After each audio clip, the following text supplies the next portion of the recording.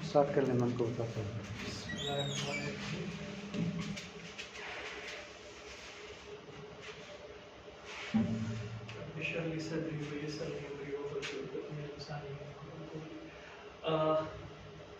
Last time आप भी नहीं थे, आप भी नहीं थे। जी सर। ठीक है, और हमने बड़ा तफसील एक सेशन कैसे ठीक ठाक है, खैरियत है। हाँ। हमने लास्ट टाइम बड़ा तफसीलन एचआर को हमने जी सर। डिस्कस किया, उसके फंक्शंस भी वो किए थे, उसकी वो भी की स्लाइड्स में छोड़ के गया था। और मैंने सर को कहा था कि आप इस तरह करें कि वो जो सरसरी सा मैं बता देता हूँ। 3-4 डिफिनीशंस थी एचआरएम की जो मैंने तफसीलन डिस्कस की हैं, और साथ ही उसके फंक्शन, उसकी इम्पोर्टेंस और वो सारी चीज़ें हमने स्टेप बाय स्टेप की। मेरी कोशिश होगी आज जो मैं आपको बता रहा हूँ उसमें थोड़ा सा वो चीज़ ले आए सिर्फ आप लोगों के। जी सर, थैंक यू सर। ठीक है, और लेकिन कोर्स बहुत लेंथी है जी। काफ़ी चीज़ें हैं जी। तो थोड़ा सा हम ये करेंगे कि फास्ट जाएंगे। जी। ठीक है, मेरी कोशिश होगी 4-5 टॉपिक्स करें। मैं असाइनमेंट से ज़्यादा बिलीव करता हूँ प्रैक्टिकल वर्क पे। जी। ठीक है, तो आप वो असाइनमेंट सर से नीचे सिस्टम में भी अगर होंगी आप कॉपी कर लीजिए। जी। और इंशाल्लाह दूसरा मैंने कहा था ग्रुप एक बना लें ताकि अगर वो हो तो आसानी से फिर हम उसको शेयर कर सकें। ठीक है, अच्छा आज हमारा जो बेसिक टॉपिक है वो 3 टॉपिक्स को हम कवर करेंगे। पहला टॉपिक होगा कि हमारे एचआरएम के ट्रेंड और चैलेंजेस क्या हैं। मतलब एचआरएम क्या ट्रेंड करता है, चैलेंजेस उसके क्या हैं, किस तरह क्या क्या चीज़ें इसको फेस करनी पड़ती हैं। ठीक है, एक तो ये डिस्कस करेंगे। दूसरा हमारा टॉपिक होगा कि एचआरएम डोमेस्टिक लेवल पे और इंटरनेशनल लेवल पे इसका क्या इम्पैक्ट पड़ रहा है, क्या कर रहा है और क्या होता क्या है। तीसरी चीज़ इस्लामिक पर्सपेक्टिव पे हम देखेंगे कि एचआरएम इस्लाम की रूह से हमें क्या सबक दे रहा है और क्या चीज़ आगे जा रही है। तो ये 3 चीज़ें हमारी बेसिक फोकस होंगी। ठीक है, तो पहला जो हमारा टॉपिक है वो ट्रेंड्स एंड चैलेंजेस है। ठीक है, अभी 3 चीजें मैं आपको बता दूं किसी भी एचआरएम में, एचआरएम डिपार्टमेंट में, ऑर्गेनाइजेशन। देखिए अब जब भी मैं बात करूंगा ऑर्गेनाइजेशन के हवाले से बात करूंगा। ठीक है, और आपको मैं पहले बता चुका हूं ऑर्गेनाइजेशन डिपेंड करती है ह्यूमन रिसोर्सेज पे। जी। ठीक है, कोई ऐसी ऑर्गेनाइजेशन नहीं होती जिसमें ह्यूमन रिसोर्स ना हो, वो प्रॉफिटेबल हो या नॉन प्रॉफिटेबल हो। ये मैं आपको तफसीलन बता चुका हूँ सिर्फ आपके लिए ऑर्गेनाइजेशन की तरफ से। अब बात करते हैं सर एक ऑर्गेनाइजेशन में, ठीक है, चेंजेस इम्पैक्ट जो करती है एचआर को, वो 3 किस्म की करते हैं। पहली आपकी आती है जिसको कहते हैं इन्वायरमेंटल। ठीक है, दूसरी आपकी आती है जिसको कहते हैं ऑर्गेनाइजेशनल। जी। और थर्ड वन आती है जिसको कहते हैं इंडिविजुअल। ये 3 चेंजेस हैं बेसिकली किसी भी ऑर्गेनाइजेशन। जी। और नेशनल हो इंटरनेशनल हो, बस आप समझ लें कि एचआरएम के जो चैलेंजेस हैं वो इन 3 पे डिपेंड करते हैं। इन तीन चीजों पे डिपेंड करते हैं। ठीक है, हमारे बेसिक चैलेंजेस तो आगे जाके बहुत ज्यादा आएंगे, लेकिन मैं आपको पहले ये 3 कैटेगरी समझाना चाहता हूं कि यार ये है क्या। ठीक है, इन्वायरमेंटल चैलेंजेस अनकंट्रोलेबल होते हैं। ये वो होते हैं जो आउटसाइड द ऑर्गेनाइजेशंस हम पे इम्पैक्ट करते हैं। जी। ठीक है, हमारी अपनी ऑर्गेनाइजेशन से रिलेटेड इंटरनल नहीं होते। जैसे मिसाल के तौर पे मैं आपको एक चीज समझाना चाहता हूं बड़े सिंपल अंदाज में। आपकी ये बॉडी है, एक पूरा स्ट्रक्चर है, माशाल्लाह डॉक्टर हैं आप में बैठे हुए हैं। ठीक है, आपकी बॉडी को बाहर से इम्पैक्ट क्या करता है, डस्ट उठ रही है तो आपकी इंटरनल बॉडी को इफेक्ट करेगी। जी। करेगी कि नहीं करेगी। इसी तरह हमारी बॉडी एक ऑर्गेनाइजेशन है, इसके हर कोई अलग अलग ऑर्गन्स होते हैं। ठीक है, उनको इफेक्ट क्या करती है, बाहर की इन्वायरमेंट करती है। अब ये इन्वायरमेंटल चैलेंजेस में आपकी पहली जो चीज है ना, जो सबसे फर्स्ट वन आती है, जिसको हम कहते हैं कि यार ये सबसे इंपॉर्टेंट है, वो है रैपिड चेंजेस। मैं अभी बिल्कुल आपको मुख्तसर बताऊंगा क्योंकि ये एक छोटे छोटे टॉपिक्स हैं, मेन टॉपिक्स इसके बाद आएंगे जो मैंने विदाउट कैटेगराइजेशन के जर्नली एक्सप्लेन की हैं। जैसे मैंने लास्ट 3-4 डिफिनीशंस की ताकि आपको क्लियर समझ आ जाए, इसी तरह ये 3 चीजों में मैंने कैटेगराइजेशन की है। रैपिड चेंजेस क्या है? आप देखें माहौल कैसे तेजी से चेंज हो रहा है। एक जमाने में किसी भी ऑर्गेनाइजेशन में, जैसे मिसाल के तौर पे काम करते थे लोग, काम करते थे, मशीनें नहीं थी, हाथ से काम होता था। मशीनें आ गई, चेंजेस आई, रैपिडली चेंजेस आ गई। जो काम आप हाथ से करने लग गए अब वो मशीनों के जरिए होने लग गया। मैं अक्सर देखता था, मैं जब बाजारों में जाता था तो लोग बैठ के हाथ से कशीदाकारी कर रहे थे। आजकल वो मशीनों पे हो रहा है और बेहतर तरीके से हो रहा है। तो क्या ख्याल है, इम्पैक्ट पड़ा? एनवायरनमेंट चेंज हुई, कोई ऑर्गेनाइजेशन पे फर्क पड़ा? क्योंकि जो मशीनों ने ले ली वो आम बंदे के हाथ से दूर हो गई। कस्टम्स का एक इशू जो और होता है, सॉरी वो कर रहा हूँ, लोग अब की जो मैं पसंद इसको करते हैं, कालीन की मैं बात कर रहा हूँ। मैं गया था 3 months बैक अफगानिस्तान, तो वहाँ पे वो लोग कहते हैं हैंडमेड की कीमत ज़्यादा थी एज कम्पेयर टू जो मशीन ने बनाई थी। तो एचआरएम का बेसिक काम ही यही होगा कि वो इन चैलेंजेस को ओवरकम कैसे करें। आप मेरा मतलब समझ गए? हमने देखना ये है इस टॉपिक में कि हम उन चीज़ों को आजकल के दौर में कवर कैसे कर रहे हैं। हमारी डिफिनीशन थी कि ऑर्गेनाइजेशन का जो एचआरएम का काम है, ऑर्गेनाइजेशन गोल को अचीव करना थ्रू पीपल्स के, ठीक है। हम इसी कालीन की एग्जांपल्स को मैं थ्रू आउट ऑफ ये चलाऊंगा, आपके दिमाग में यही चीज है, इसी को लेके चलेंगे क्योंकि आपने इसको बगौर देखा है, इसी बात करेंगे। रैपिड चेंजेस क्या है? एक कालीन की मुख्तलिफ किस्में आती है, एक मशीन की बनी हुई है, फिर मशीनों में भी टाइप्स हैं।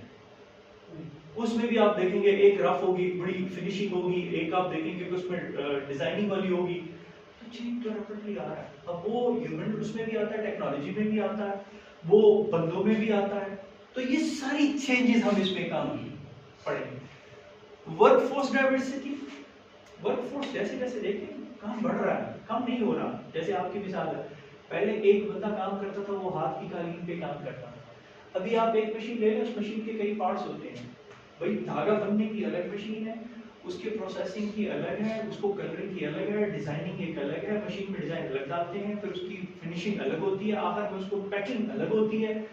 तो वर्कफोर्स बढ़ रहा है, उसमें चेंजेस आ रही है, ग्लोबलाइजेशन चेंज आ रही है। अभी आपने कालीन की बात की, आपको पता है सबसे बेहतरीन कालीन बनाने वाले हाथ कौन से होते हैं? बच्चों के। और ग्लोबलाइजेशन उसके ऊपर बैन लग रहा है चाइल्ड लेबर एक्ट के मुताबिक। तो ग्लोबलाइजेशन इम्पैक्ट पड़ता है कि नहीं पड़ता? फिर लेजिस्लेशन आपकी जो है, कानून आपके इस पे पाबंदियां लगाता है। ये भी एक चैलेंज है जो कि गवर्नमेंट को आता है। मिसाल के तौर पे आप कहते हैं कि 8 घंटे ड्यूटी, गवर्नमेंट कहती है कानून पास हो गया 8 घंटे से ज्यादा ड्यूटी नहीं करते, ठीक है। आपने रखना है 3 शिफ्टें रखनी है, ऑर्गेनाइजेशन कहती है मेरी तो शिफ्ट ही 8 घंटे 12 घंटों की होती है, 8 घंटे पे कैसे काम करें? दरमियान में ये 1 घंटे की ब्रेक भी मैं कंसिडर करता हूँ, ठीक है। अब जैसे मिसाल के तौर पे एक सोशल सिक्योरिटी वाले आते हैं, वो कहते हैं भाई हमारा कानून है कि आप एम्प्लॉइज के लिए 8 घंटे की ड्यूटीज पे लिखो, इम्पैक्ट करेंगे। बाद लोग कहते हैं भाई स्कूलों में तो 6 घंटे की टाइमिंग होती है, ठीक है, और वो वर्कफोर्स अलग है, ये वर्कफोर्स अलग है, आप ये कानून हम पे इम्प्लीमेंट नहीं कर सकते। तो ये लेजिस्लेशन का जो कानून है ये भी हमारे लिए चैलेंज बन जाता है। टेक्नोलॉजी, आपको सब पता है टेक्नोलॉजी में बड़ा रैपिड चेंज आ रहा है, और वो ये होता है कि उसको जानने वाला, मिसाल के तौर पे एक जमाने में आप किसी भी दुकान पे चले जाते थे, आप कोई चीज भी खरीदते थे, वो आराम से कैलकुलेटर पे टाइप करके बिल बना के आपको दे देता था। अभी वो क्या करता है, बारकोड रीडर से वो स्कैन करता है, फिर आपको देता है। टेक्नोलॉजी चेंज तो आ रहा है, चेंज हो रहा है। पहले आप खरीदते थे, अब आप क्या करते हैं, माल में जाते हैं, खुद उठाते हैं, लेके आते हैं, कैमरे लगे होते हैं, इवन के आप देखें उसमें सेंसर लगे होते हैं, बगैर पैसे दिए आप चीज निकालेंगे, अलार्म बजना शुरू हो जाएगा। टेक्नोलॉजी चेंज है और आपको ये करना पड़ेगा क्योंकि आपने अब एनवायरनमेंट चेंज कर दी है। एक बंदे को खुद एक्सेस दे दिए कि वो ये चीज उठाए और खुद ले जाए काउंटर पे, भाषण है वो कहते हैं यार चलो इधर से लेके निकल जाते हैं। तो एनवायरनमेंट टेक्नोलॉजी चेंज तो आ रही है, आपने अडॉप्ट करनी है। लैक ऑफ स्किल, अब ये प्रॉब्लम, इसकी मैं एक छोटी सी मिसाल लेता हूँ। माशाल्लाह सारे एक अच्छी एज और एक 2002 में 1 से लेके 2007 तक कंप्यूटर का बेसिक कांसेप्ट वो सारा को स्किल्स नहीं थी। ठीक है, आप किसी ऑफिस में जाते थे, वो हिले हुए थे टाइपराइटर्स के, उसके आप उसको कहते थे एमएस ऑफिस आता है, स्किल्स नहीं थी, प्रॉब्लम्स आती थी। आज अल्हम्दुलिल्लाह एक बच्चा है वो भी टेक्नोलॉजी को जानता है, लैपटॉप को जानता है, वो आसानी से काम कर सकता है। इसी तरह जो रैपिड न्यू टेक्नोलॉजी ऑर्गेनाइजेशंस में आ रही है उसकी स्किल्स हैं, तो ये स्किल्स बहुत मैटर करती हैं। क्योंकि मिसाल के तौर पे अभी मैंने जो बात करनी है ग्लोबलाइजेशन की,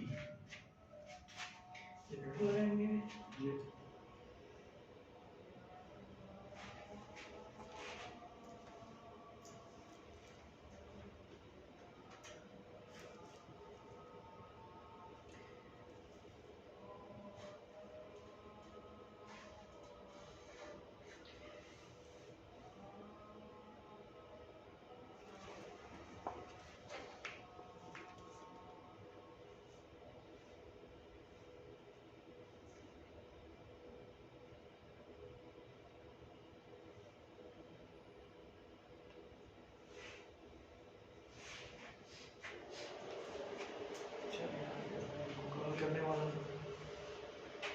लेकिन इसमें अब लैक ऑफ स्किल्स जो है ये भी हमारी एक बहुत बड़ी प्रॉब्लम है। अब ये जो है ये इन्वायरमेंटल चैलेंज है, ये आप तब कवर अप कर सकते हैं, इसको कंट्रोल करना थोड़ा सा मुश्किल इसलिए होता है क्योंकि ये बाहर से आती है, ऑर्गेनाइजेशन के अंदर नहीं होती। टेक्नोलॉजी हो गई, ये बाहर से आती है। आप कह लेंगे लेजिस्लेटिव कानून हो गया, ये बाहर से आता है, मेरी अपनी ऑर्गेनाइजेशन का कानून तो नहीं है, बाहर से मुझ पर मुसल्लत हुआ है। ठीक है, मिसाल इसके ऐसे लेते हैं कि किसी प्राइवेट इंस्टीट्यूट, आपकी बात करते हैं, आपके प्राइवेट इंस्टीट्यूट है, ठीक है, उसमें सबसे पहला प्रॉब्लम आ जाता है कि भाई आप एक कोर्स लॉन्च करते हैं, बाहर से आ गया भाई ये चेंज हो गया, अब तो इसकी वो खपत ही नहीं है। रिविजन नहीं करनी चाहिए तो सर, मसलन हमने सेकेंडरी या हायर सेकेंडरी के लिए बच्चों को जो हमारा मॉडल्स ऑपरेंडी था उस पे जा रहे थे, अभी रिवाइज हो गए कि ऐसे लोग बेस्ट क्वेश्चन पेपर्स आ गए, तो अब हमने उसी के साथ उनको कूप करना है। अब ये एनवायरमेंटल चीज जी, है, आपकी ऑर्गेनाइजेशन That's का अंदर का beyond नहीं our है, control. ये बाहर का। जी। फिर इसी तरह आप देखें ये सारी वर्कफोर्स, ग्लोबलाइजेशन, लेजिस्लेशन, कानून, अब ये कानून किसका है? ये तो कानून आपको बोर्ड ने बना जी। दिया, आपने खुद तो नहीं बनाया। जी। तो ये सारी चीजें आपकी इन्वायरमेंटल चेंजेस कहती हैं, ठीक है। फिर इसके बाद दूसरी चेंजेस आती है ऑर्गेनाइजेशन चैलेंजेस, जी। ठीक है।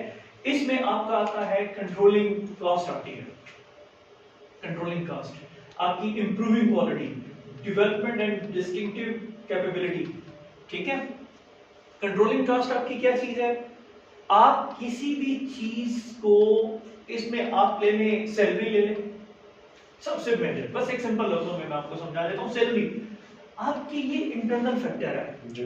मिसाल के तौर पे आप किसी ऑर्गेनाइजेशन में 25,000 रुपए मिनिमम सैलरी वेजेस है गवर्नमेंट का, और आप 20 दे रहे हैं, इसको आप कवर अप कर सकते हैं, ये आपके कंट्रोल में है। आपकी किसी चीज के ऊपर आपका ये खर्चा आ रहा है, 50 रुपए का आ रहा है, आप कहते हैं मैं इस खर्चे को, इस रॉ मटेरियल जो मैं इतनी महंगा दूसरी जगह से ले रहा हूं, मैं ये खुद से करना शुरू कर देता हूं, या मैं इसकी ट्रांसपोर्टेशन के लिए जो ट्रक वगैरह इस्तेमाल कर रहा हूं, ठीक है, वो इम्पैक्ट कर रहा है कि मुझे उसके लिए एक दूसरे बंदे के लेबर्स को लाना पड़ता है। तो बेहतर ये नहीं है कि मैं अपने 2 ट्रक खरीद लूं, उसमें 1-2 एम्प्लॉय रख लूं और उसको मैं तनख्वाह पे रखूं, तो मुझे वो खर्चा जो है वो कम होगा, मेरे एसेट्स भी इंक्रीज होंगे। जी। मेरा मतलब आप समझ गए हैं। या आप देख लें कि एक आप लेबोरेटरी में काम करते हैं और उस लेबोरेटरी में आप एक टेस्ट बाहर भिजवाते हैं, आप कहते हैं वो मशीन में खुद कर लो, अपने लिए इधर क्यों ना करूं? तो ये कंट्रोलेबल कॉस्ट है आपकी। दूसरा आपकी इंप्रूविंग क्वालिटी, आप अपनी क्वालिटी को बढ़ा सकते हैं। मिसाल के तौर पे आप कहते हैं कि मैं एक चीज है, कालीन आपने खरीदी है, आप खुद बना रहे हैं और हाथों से बना रहे हैं, और उसके लिए आप एक मशीन लाए हैं, आप कहते हैं यार ये एक चाइना में मशीन आई है, वो इससे ज्यादा अच्छी क्वालिटी में और वो चीजें बना रही है, तो मैं क्यों ना वो ले आऊं ताकि मेरा रेट भी बढ़ जाए और क्वालिटी भी अच्छी हो जाए। Third one, developing distinctive capability. आपके एम्प्लॉइज के अंदर ये बहुत बड़ी चीज होती है कि आप उसके अंदर डेवलपिंग कैपेबिलिटी बनाते हैं, उनको इस मोटिवेशन पे लाते हैं कि उनकी डेवलपमेंट हो। अब वो डेवलपमेंट कैसे है? मैं आपसे सवाल पूछता हूँ, आप जब जॉब पे शुरू हुए थे उस वक्त आपकी सैलरी क्या थी? एक एज्यूम बताइएगा, बेशक हमें फुल ना बताइएगा। अरे तो सर स्टार्टिंग मैंने 40 से स्टार्ट की थी। आज आपने डेवलप किया, माशाल्लाह, गाड़ी होगी, घर होगा, आपने कुछ अपने लिए फ्यूचर प्लान किए होंगे, तो ये सारा आपका क्या है? डेवलपमेंट इसका कैपेबिलिटी है, क्योंकि ये कैपेबिलिटी बढ़ाने में ऑर्गेनाइजेशन ने आपका साथ दिया। अगर वो आपको ये मोटिवेशनल ना देती, आपको ये चीजों पे तवज्जो ना देती, आपकी ये चैलेंज, क्योंकि देखें मिसाल के तौर पे आपके 2 बच्चे अभी पढ़ रहे हैं और आप चाहते हैं मैं उसको किसी हायर जगह पे भिजवाऊं, तो उसके लिए आपको क्या होगा? जाहिर बात फीस आप बर्दाश्त करेंगे, उसके एक्सपेंसेस बर्दाश्त करेंगे। अब उसके लिए आपकी ग्रोथ जरूरी है, और ऑर्गेनाइजेशन ग्रोथ आपकी कैसे होगी? जब आप वर्कआउट कर रहे हैं, आप मेहनत कर रहे हैं और वो ग्रोथ नहीं कर रही, तो जाहिर बात है वो तो थोड़ा स्ट्रेस पे आएगा, आपकी चीज को रोकेगा, वो आपके वर्कलोड पे वो देगा, और ये चेंज होगा जिसकी बिना पे आप कहेंगे यार मैं क्यों ऐसा इतना काम करूं जब मेरे लिए मेरी जरूरत पूरी नहीं हो रही। क्लियर है आपको ये पॉइंट? फिर आता है रीस्ट्रक्चरिंग क्या होती है? आप देखें, एक ऑर्गेनाइजेशन है, वो एक डायरेक्टर एक सीईओ चला रहा है, लेट्स सपोज, फर्ज किया वो ऑर्गेनाइजेशन लॉस में जा रही है, वो मालिक जो है वो दूसरा बंदा है, उसको कहता है यार तुम खरीद लो, ठीक है, मैं बेच के जाना चाहता हूँ। दूसरा बंदा आता है, खरीदिए उसने, वो क्या करेगा? उसके लिए रीस्ट्रक्चर करेगा, रीडिजाइन करेगा, सब कुछ नए सिरे से करेगा, तो उसका इम्पैक्ट एग्जिस्टिंग लोगों पे होगा। तो ये वो चीज है जो कि ऑर्गेनाइजेशन चैलेंज में आती है, जिसको कंट्रोल करना आसान है, और ये ऑर्गेनाइजेशन खुद, इन सारी चीजों को ऑर्गेनाइजेशन खुद कंट्रोल करती है। पहली वाली चीज ऑर्गेनाइजेशन कंट्रोल में मुश्किल से आती है, क्योंकि वो तो बाहर से आ रही है, लेकिन ये चूंकि अंदर की है, इसको कंट्रोल करना आसान है। उसकी वजह ये है, इस पॉइंट पे मैं ये समझा दूं, मिसाल के तौर पे मैं आया हूं नई जगह से, मुझे एचआर मैनेजर रखा गया है, या मिसाल के तौर पे प्रोडक्ट मैनेजर रखा गया है, आप 4 बंदे वर्कआउट कर रहे हैं, मैं आपको कहता हूं आपने 6 घंटे काम किया, आप 7 घंटे करोगे, आपको गुस्सा आएगा, पहले ऐसा चल रहा था, आपने काम वो कर रहा है। मैं आपको कहता हूं 7 घंटे काम कर रहे हैं, 7 घंटे में 1 घंटा में ओवर टाइम के आपको एक्स्ट्रा पैसे दूंगा, तो क्या ख्याल? अब आपको वो कंट्रोल में निकाल लिया हो। ये चीज, इसको कहते हैं रिस्ट्रिक्शन, ठीक है। फिर आता है सबसे इंपॉर्टेंट, इंडिविजुअल चेंज। ये बेसिकली एम्प्लॉय से रिलेटेड, सिंगल बंदे से जो काम कर रहा, उसकी मैचिंग पीपल एंड ऑर्गेनाइजेशन। आप देख रहे हैं कि जो बंदा, मिसाल के तौर पे अब एक बंदा है, वो कालीन बनाता है, उसका आर्ट है कालीन को बुनना, उसको मैं लगा दूं कि तुम भाई सुपरवाइजरी करो, अकाउंट्स का काम करो, वो कर सकेगा? ठीक है। तो ये आपकी डिपेंड करता है मैचिंग पीपल एंड ऑर्गेनाइजेशन, इन दोनों को मैच करना। प्रोडक्टिविटी, वो क्या डिजाइन कर रहा है, हो सकता है उसको आप डिजाइनर के साथ बैठाएं, डिजाइनर उनको चाहता है कि मैं इस तरह का डिजाइन बनाऊं, वो कहे यार इसमें थोड़ी सी और चेंजेस करके मैं तुम्हें इस तरह का बना दूं। तो प्रोडक्टिविटी इंडिविजुअल बेस पे आती है। अट्रैक्शन एंड टर्नओवर, ये एक ऐसी चीज है ना जो कि इंसान को बड़ा प्रॉब्लम क्रिएट करती है। किसी भी ऑर्गेनाइजेशन को अगर आपने लॉस देना है ना, तो उसके लिए आप इस चीज को उसको प्रॉब्लम में दे दें, वो फंस जाएगी। उसकी स्किल कहां पे है, उसके बंदे सस्टेन कितना करते हैं। एक ऑर्गेनाइजेशन में एक टीचर है, बहुत अच्छा पढ़ा रहा है, उसका नाम हो गया, दूसरी ऑर्गेनाइजेशन उसको कहती है तुम्हें कितने देंगे, 50,000, मेरे पास आ जाओ, मैं तुम्हें 60,000 देता हूं। वो क्या हुआ, टर्नओवर हो गया, चला गया। दूसरा बंदा आया, स्टूडेंट सफर करेंगे, वो 1-2 महीने गुजारे, वो चलेगा। अब ये सिर्फ ये कि ऑफर बाहर से आई है, बिहेवियर, मैनेजमेंट, तंग आके भी लोग चले जाते हैं। क्यों ऐसा होता है कि नहीं होता? Yes. आपकी लैब में रैपिडली बंदे चेंज होते हैं, और उसका इफेक्ट किस पे बनता है, उसकी प्रोडक्टिविटी पे बनता है, उस ऑर्गेनाइजेशन की प्रॉब्लम्स बन जाती हैं। वो कहता है यार मैं आज 4 बंदे हायर करता हूं, उनकी ट्रेनिंग करता हूं, उसको सस्टेन करता हूं, वो चले जाते हैं, फिर दूसरे बंदे आते हैं, और उसका सबसे बड़ा दूसरा ड्रॉबैक ये है कि आपके सीक्रेट सारे वो दूसरा बंदा ले जाता है, दूसरी ऑर्गेनाइजेशन ले जाती है, आपने ट्रेनिंग की, दूसरा ले गया, क्योंकि उसको तो ट्रेन शुरू बंदा मिल गया। तो ये चीज, इसको कंट्रोल करना बहुत जरूरी है। अच्छा, अब इस चीज से रिलेटेड आपका ये कीपिंग एम्प्लॉय मोटिवेटेड, आपका अगर ये मोटिवेट रहेगा ना, तो ये नहीं जाएगा, इस पोजीशन पे नहीं जाएगा। क्यों सर? बिल्कुल सर, टर्नओवर कब होता है? जब इदारे की पॉलिसियां नुकसान दें, जब इंसान फ्रस्ट्रेशन में चला जाए, वो थक जाए, वो कहे यार मैं बस और इस ऑर्गेनाइजेशन में रह रह के मुझे वो चीज नहीं मिल रही, तो उसकी मोटिवेशन खत्म हो जाती है। आप एम्प्लॉय को मोटिवेट रखें तो क्या ख्याल है, वो जाएगा कहीं? वो तो रुका रहेगा। जॉब इनसिक्योरिटी, यार ये प्राइवेट सेक्टर का सबसे बड़ा इम्पैक्ट है। देखिए मैं इस ऑर्गेनाइजेशन में बैठा हूं ना, मैं 16 साल से इसमें जॉब कर रहा हूं, 17 साल से। आपको पता है उन्होंने मुझे 3 चीजें दी। मुझे एक सिक्योरिटी की जॉब दी, माना कि प्राइवेट सेक्टर है लेकिन मुझे सिक्योरिटी दी है। दूसरा, उन्होंने मुझे मोटिवेट रखा हुआ। जब वो देखते हैं कि यार मैं थोड़ा सा डिसहर्ट हुआ हूं, मुझे पावर्स दे देते हैं, मुझे बुला के अप्रिशिएट कर दिया जाता है, मेरी सैलरी इंक्रीज कर दी जाती है, मुझे कोई एक्स्ट्रा बेनिफिट दे दिया जाता है, मैं मोटिवेट हो जाता हूं, मैं रुक जाता हूं, मैं इस पोजीशन पे नहीं जा रहा, क्योंकि ये 3 चीजें उन्होंने मुझे दी हैं। और ये बहुत बड़ा इशू है इनसिक्योरिटी। और सरकारी लोग इसलिए जॉब को पसंद करते हैं कि वो कहते हैं यार ये सिक्योर होती है, वरना अगर देखा जाए रगड़ा सबसे ज्यादा सरकारी जॉब में है, सिवाय कुछ डिपार्टमेंट्स के। क्यों सर? काउंटर प्रोडक्टिव बिहेवियर, ये भी रिलेटेड है आपका प्रोडक्शन लेवल पे, कि आप बिहेवियर अप्रोच कैसे रखते हैं एक एम्प्लॉयज के साथ, उसको किस बिहाफ पे रखते हैं कि यार वो प्रोडक्टिव आपके लिए रहे, उसकी सोच पॉजिटिव रहे। इसमें सबसे बड़ा पता क्या होता है?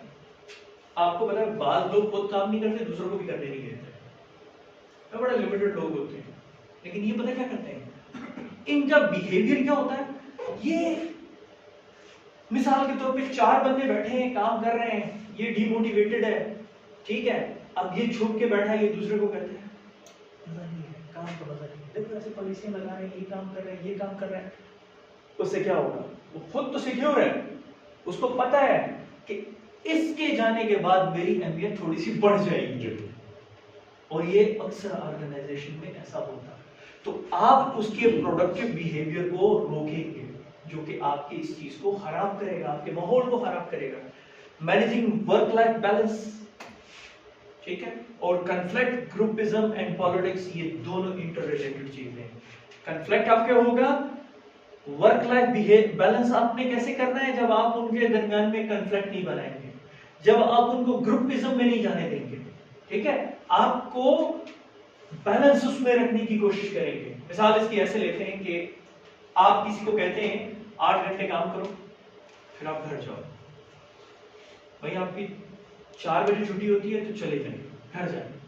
बाज़ लोग उसको ऑर्गेनाइजेशन वाले क्या करते हैं, एक्स्ट्रा 1 घंटा बैठो, अब वो बेचारा को उसको पे भी नहीं किया जा रहा, वो 6 बजे तक बैठता है, जब घर जाता है थका होता है, फ्रस्ट्रेटेड होता है, बच्चों को टाइम नहीं दे, फैमिली को टाइम नहीं दे सकता, उससे क्या होगा, उसकी वर्क लाइफ जो है उसमें इम्बैलेंस आएगा, उसकी पर्सनल लाइफ में इम्बैलेंस आएगा। अब आप जैसे उस दिन कह रहे थे कि हमें रात को वो बंदा 8 बजे 2 बजे 11 बजे भी मीटिंग करता था, क्या मुझे बताएं आपकी पर्सनल लाइफ पे इफेक्ट पड़ा? बहुत। और उसका नतीजा क्या हुआ, आपकी अपना वर्क डिस्टर्ब होगा, आप जो प्रोडक्टिविटी वर्क दे सकते हैं वो नहीं दे सकेंगे। बाहर मुल्क में क्यों कहते हैं कि सैटरडे संडे 2 दिन छुट्टी रहो, उसको कॉल नहीं करनी, भाई अपनी पर्सनल लाइफ एंजॉय करे, क्योंकि जब वो वर्किंग आवर्स में मंडे को आएगा ना, वो एक फ्रेश माइंड से आएगा। क्यों सर?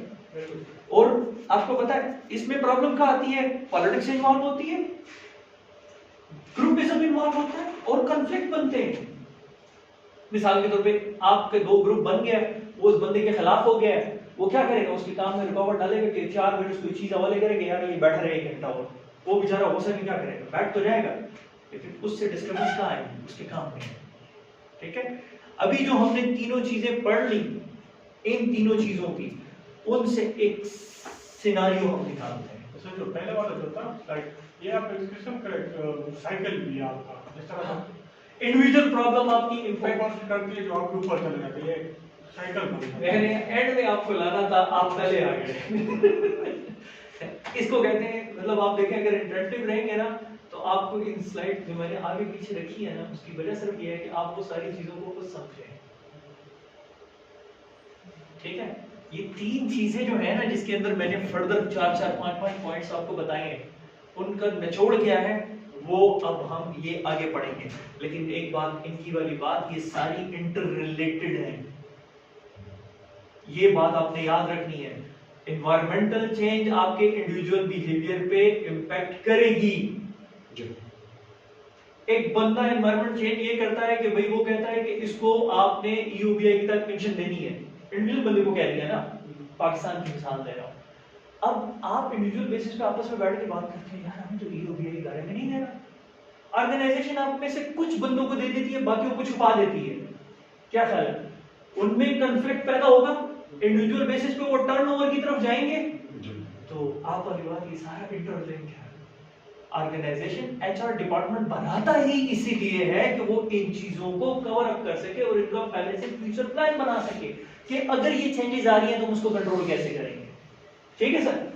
अब हम लुब लुबाब ग्लोबल चेंजेस में पहली चीज आती है चेंज। अब वो चेंज इंडिविजुअल हो, एनवायरमेंटल हो या आपका ऑर्गेनाइजेशन, चेंज आएगा।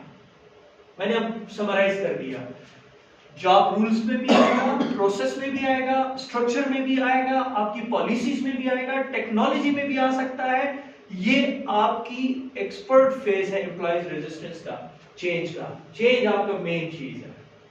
अब वो आप किसी चीज में भी कंसिडर कर सकते हैं। हमारे साथ हो रहा है सर, साथ साथ गुजारिश जब वो होगा हमारे साथ ईपीआई वाले होते हैं, ये सेक्शन ऑर्गेनाइजेशन वाले, हमने ये स्टार्ट किया था कि हम मोबाइल के थ्रू इनकी अटेंडेंस और इनका जो काम है उसको मॉनिटर करेंगे। जो यंग स्लॉट था वो तो एकदम उसके साथ वो हो गया, और जो हमारे जो सालों साथ से जो होते हैं ना कि कभी उनका मोबाइल उड़ जाता था, कभी मोबाइल का वो उड़ जाता था, सॉफ्टवेयर उड़ जाता था, कभी मोबाइल से गायब हो जाता था, तो वो उस चेंज को उस तरह एक्सेप्ट नहीं करे। स्टिल अभी भी वो सिस्टम चल रहा है, सर एक्सेप्ट नहीं कर रहे उस चीज को। मैं आपकी बात पे थोड़ा सा आगे बढ़ूंगा। हमारी ऑर्गेनाइजेशन में ना 2008 में पहले अटेंडेंस लगती थी रजिस्टर पे, उन्होंने क्या किया कि थंब वाला सिस्टम शुरू कि भाई थंब इंप्रेशन से वो लगाएंगे। अभी तो खैर आरएफआईडी कार्ड आ गया है, फेस रिकॉग्निशन आ गए हैं, अभी तो बड़ी चीजें आ गई है। मेरे पास भी आरएफआईडी कार्ड है, वो लगाते हैं।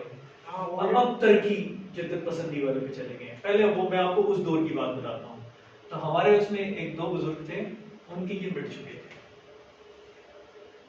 अच्छा, एक था वो क्या करता था, आता लेट था और वो कहता था, मैं हम उसको कहते थे अटेंडेंस लगाओ, कहता नहीं है तो मैं नहीं लगाता, मेरी तो लगती नहीं है। कैसे नहीं लगती? वो ऐसे थंब को ऐसे करता था। तो जाहिर बात है इंप्रेशन तो तब होगा जब आप एक सिंगल थंब लगाएंगे। और जब उसको कोई बंदा पकड़ के लगाता था कि यार ये वाली उंगली लगा दो, ये तो 5 लगा सकते हो, लेकिन वो कहता है ना चेंज अडॉप्ट करना मुश्किल होता है। हाँ वो टेक्नोलॉजी का हो, बात लोग नहीं करते। अब इसकी छोटी सी मिसाल देता हूँ।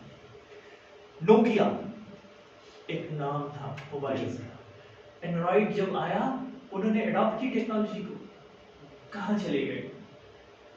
सैमसंग कितना आगे निकल गया। टेक्नोलॉजी चेंज था ना। आप देखें पॉलिसी, उन्होंने अपनी पॉलिसी रिजिड रखी, नहीं करते हैं। कोडक वालों को देख लें, उन्होंने भी अपनी पॉलिसी रखी थी, हम जाते ही नहीं। क्या बना आज? कोडक को कोई जानते ही नहीं, पता ही नहीं किसी को कि कोडक कंपनी क्या है। स्ट्रक्चर, आपकी ऑर्गेनाइजेशन स्ट्रक्चर चेंज मांगती है। उसकी वजह यह है कि एक जमाने में एक ही मैनेजर होता था, वो सारे काम करता था। अभी आप देख लें, आपके डिपार्टमेंट में देख लें, कितना अलग स्ट्रक्चर बन गया है। क्वालिटी वाला अलग होता है, इंस्पेक्शन वाला अलग होता है, ऑडिट वाला अलग होता है। पहले ये सारे काम एक ही बंदा करता था, लेकिन नहीं, आपके स्ट्रक्चर में चेंज आएगा, रैपिडली आएगा। फिर आपके प्रोसेस में भी चेंज आएगा। आप देखें पहले आम सादा चीजों में सादा आप करते थे, यार एक कुर्सी बनाने वाला, मैं जानता था हमारे इलाके में एक बंदा था, वो कुर्सियां बुनता था, बड़े आराम से सादा कुर्सियां बनाता था। अभी तो सेट भी चेंज हो गया। अब वो एक बंदे के बजाय मुख्तलिफ बंदे बीच में इन्वॉल्व है। एक काम करता है, दूसरा काम करता है, क्योंकि अब रिक्वायरमेंट, डिमांड चेंज हो गई है लोगों की। समझ गए इस चीज को? जॉब रूल्स भी अब तो आपको पता है स्टैंडर्ड रूल्स बन गए हैं, उसी के मुताबिक काम करेंगे। अभी इसके बाद आता है ग्लोबलाइजेशन। ये ऐसा चेंज है जो आपको हिट करता है, ऑर्गेनाइजेशन की बेस को भी हिट करेगा और टॉप को भी हिट करेगा।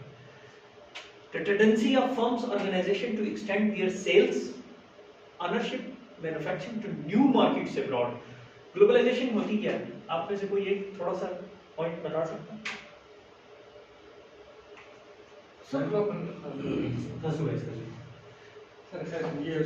आप पहले बताएं, आपके माइंड में क्या है?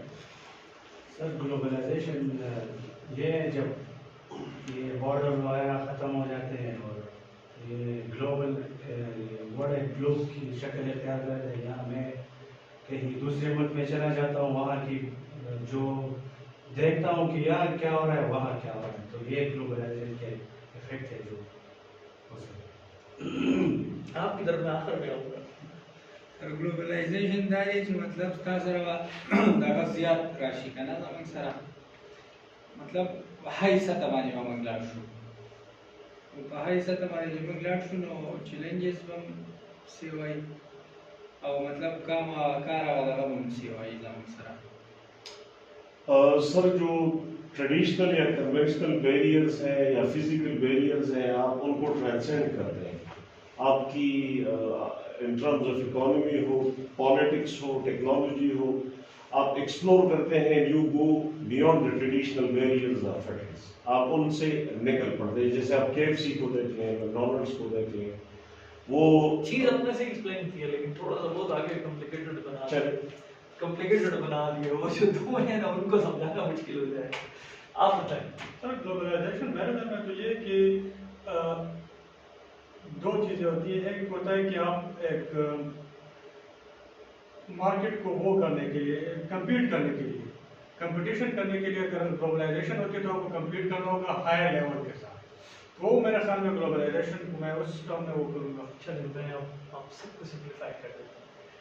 आपके कंसेप्ट क्लियर नहीं, इनके काफ़ी हद तक इन तीनों के क्लियर हैं, आप फंस गए। कल मैच था क्रिकेट का, इंडिया और न्यूजीलैंड। क्रिकेट से दिलचस्पी है? फुटबॉल से है? स्पोर्ट्स से नहीं है? पॉलिटिक्स से है? किस चीज़ से दिलचस्पी है मेरे भाई?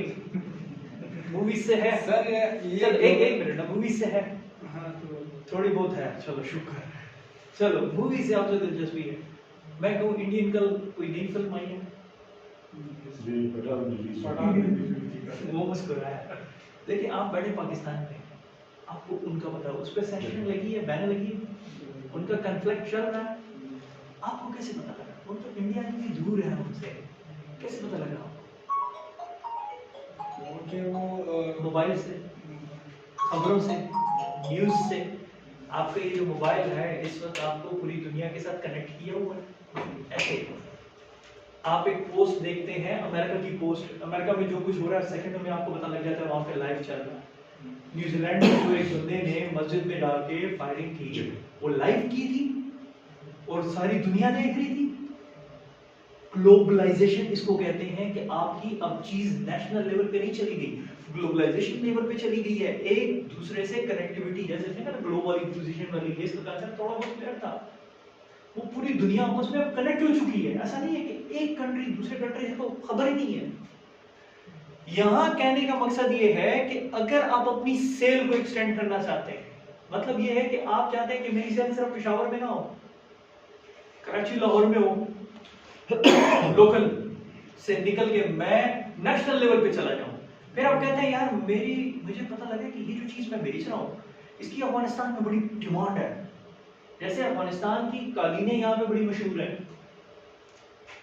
क्यों सर?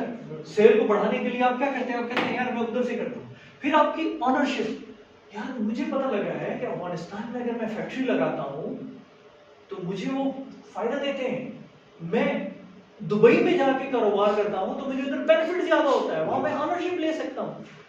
मैन्युफैक्चरिंग, मिसाल के तौर पे आप कहते हैं कि मैं एक चीज इधर जो बना रहा हूँ उसका मटेरियल लेबर अफगानिस्तान में सस्ता है, तो मैं वहां से बना के यहाँ क्यों ना वेयर हाउस में लेके आऊँ। मेरा मतलब आप समझ गए? मैं वहां पे एक छोटे से घर में जहाँ पे मुझे कोई टैक्स नहीं देना, वो नहीं देना, वहां पे 25 बंदों का एक घर बना लूं, वहां फैक्ट्री बना लूं, वहां से कारपेट बनाऊं, यहाँ लेके आऊं, यहाँ थोड़ा सा टैक्स दूं और फिर उसको अपने इधर बेचूं। क्या ख्याल है सर? ये सारी चीजें न्यू मार्केट अब्रॉड, बाहर की बात कर रहा हूं मैं।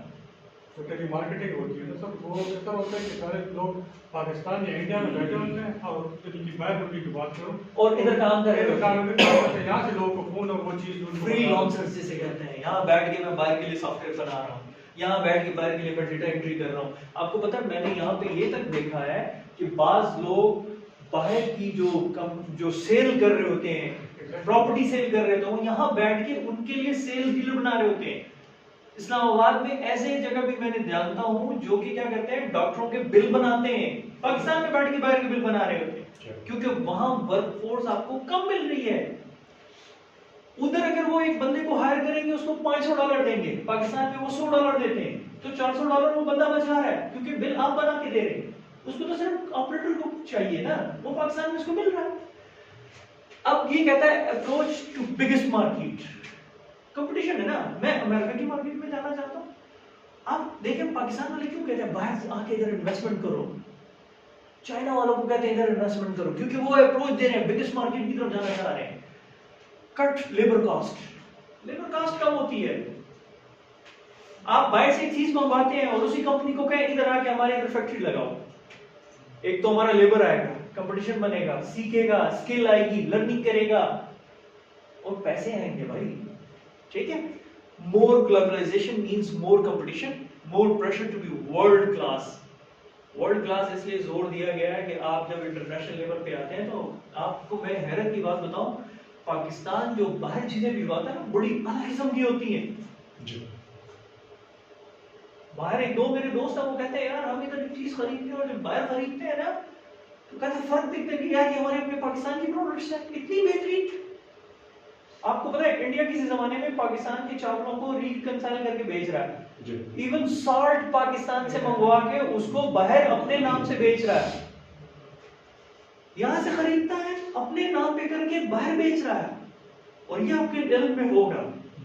तो ये होता है world class, to lower cost, to make employees more productive and so on. और मजे की बात बताऊं, जो एम्प्लॉइज आपके बाहर के बंदे के अंडर रह के काम करते हैं वो ज्यादा इंपैक्ट होता है क्योंकि उसकी अप्रोच इंटरनेशनल लेवल होती है।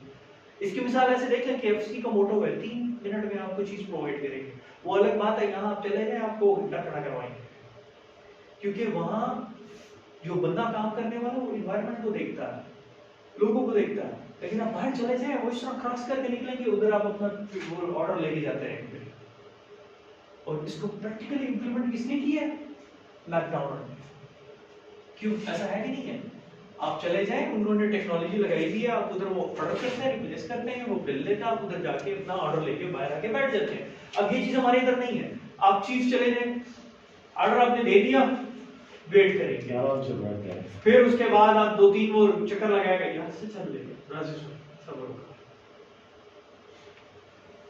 क्योंकि वो वर्ल्ड क्लास की तरफ जाना नहीं चाहते।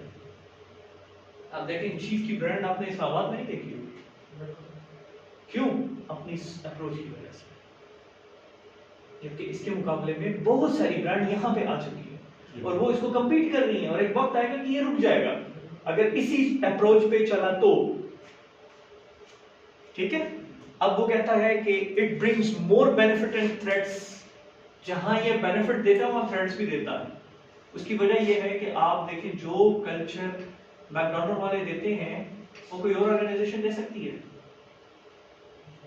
उधर जिस तरह की वो फैसिलिटीज और पॉपुलैरिटी और चीजें दे रहे हैं यहाँ तो नहीं दे सकते हैं। तो ये थोड़ा सा ट्रेडिंग पोजीशन भी होती है, लेकिन बेनिफिट भी बहुत होता है, कंपटीशन बढ़ जाता है, आपकी प्रोडक्ट सेल बढ़ती है, आपको टैक्स आता है, ठीक है। फिर आता है it both workers and companies have to work harder and smarter than they did without globalization. I think so. Explain करने की जरूरत नहीं है सिंपल लफ्जों में। आगे चलते हैं। Workforce diversity, mix of employees at workplace from around the globe. Diversity of nation, origin, culture, religion, language and dialects, educational attainment, skills, value, ages, races, genders and other differentiating variables. Knowledge of these variation challenges manager and HR professional to develop proactive policies and practices. जी। मैं आपको पहले explain कर चुका हूँ कि हर एक जगह का कल्चर अलग होता है, काम करने की कैपेसिटी अलग होती है। पिछले दिनों अफगानिस्तान में तालिबान की गवर्नमेंट आई, उन्होंने औरतों के काम करने पे पाबंदी लगाया। क्यों सर? वर्कफोर्स पाकिस्तान में ऐसा है। पेशावर में एक जमाने में मैंने कभी किसी सेल्स गर्ल, लड़की सेल्स गर्ल्स को नहीं देखा था। आपने किसी ने देखा? कब देखा? अभी देखा? अभी हम 1 साल हुआ, 2 साल हुए। जी आपको पता है 2006-7 में मैंने सिर्फ 2 जगहों पे सेल्स गर्ल्स देखी, पेशावर में, इंपीरियल में और दूसरा में, और वो भी कहाँ? लेडीज सेक्शंस में, गारमेंट्स, और वो सिर्फ मुख्तस उनके लिए था क्योंकि लेडीज कंफर्टेबल होती थी वहां जाके। अब आप चले जाएं, हर ब्रांड वालों ने एक फीमेल रखी है ताकि जो फीमेल आ रही है वो उनको एंटरटेन करें। अच्छा, कैपेसिटी दोनों की सेम है।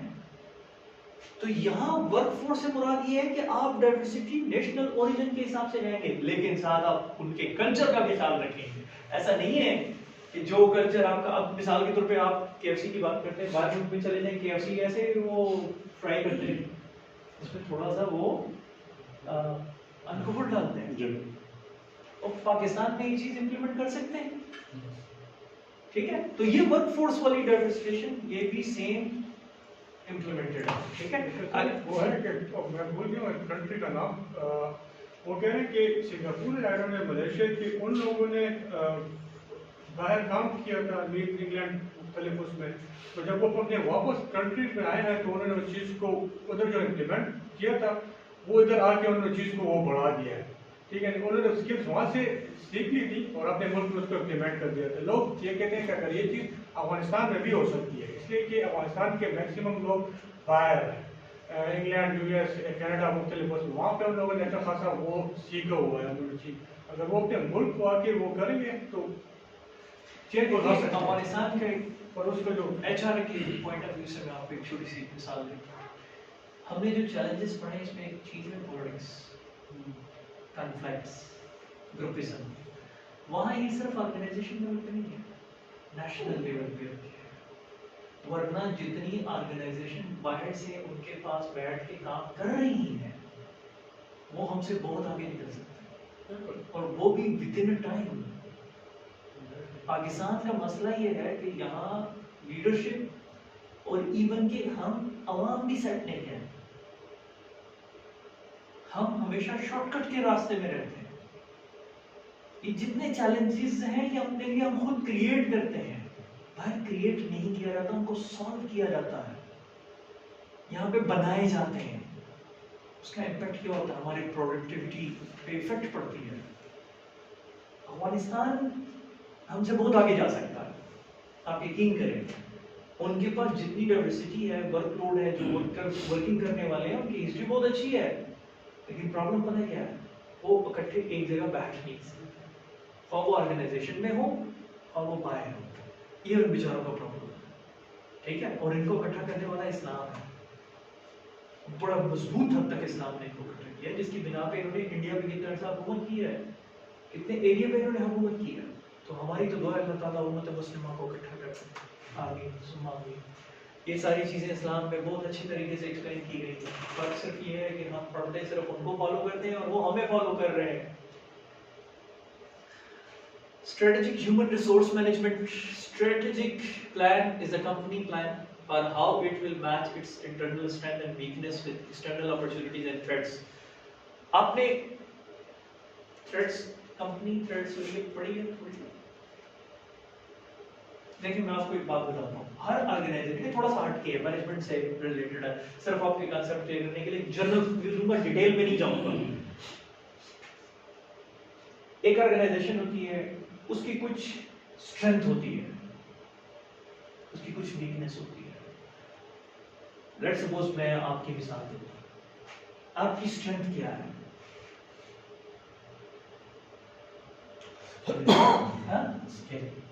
स्किल क्या? अच्छा इंसान, अच्छा इंसान, ये इसकी स्किल है सर, बड़ा अच्छा इंसान है। आप जानते हैं सर, ये आपकी स्किल है। देखिए आपको अपनी स्किल का नहीं पता, ठीक है? आपकी वीकनेस क्या है? बड़ा अच्छा इंसान है, ABC है। चले यार, मैं जनरल में जाता हूँ। देखिए, मैं अपनी मिसाल दूँ। मेरी स्ट्रेंथ है, मैं बोलता बोलता, ठीक है, ये मेरी स्ट्रेंथ है। मेरी वीकनेस क्या है? मुझे गुस्सा जल्दी आता है, ठीक। ये मेरी इंटरनल स्ट्रेंथ है। एक्सटर्नल मेरी स्ट्रेंथ क्या है? मैं लोगों के साथ घुल मिल जल्दी जाता हूं। और वीकनेस क्या है? एक्सटर्नल थ्रेट्स क्या है? मैं भरोसा बड़ा जल्दी कर लेता हूँ, नुकसान उठाता हूँ। इसी तरह हर ऑर्गेनाइजेशन, जैसे इंसान की है, ऐसा ऑर्गेनाइजेशन की भी कुछ इंटरनल स्ट्रेंथ होती है कि भाई उनकी इंटरनल स्ट्रेंथ ये है कि उनकी प्रोडक्ट अच्छी है, उनका ग्रिप अच्छा है, उनकी ऑर्गेनाइजेशन बड़ा अच्छा वो ग्रिप रखी हुई है, एम्प्लॉइज को इधर उधर भटकने नहीं देती। अब उसकी वीकनेस भी होगी, सैलरी कम देते हैं, ये उसकी वीकनेस है।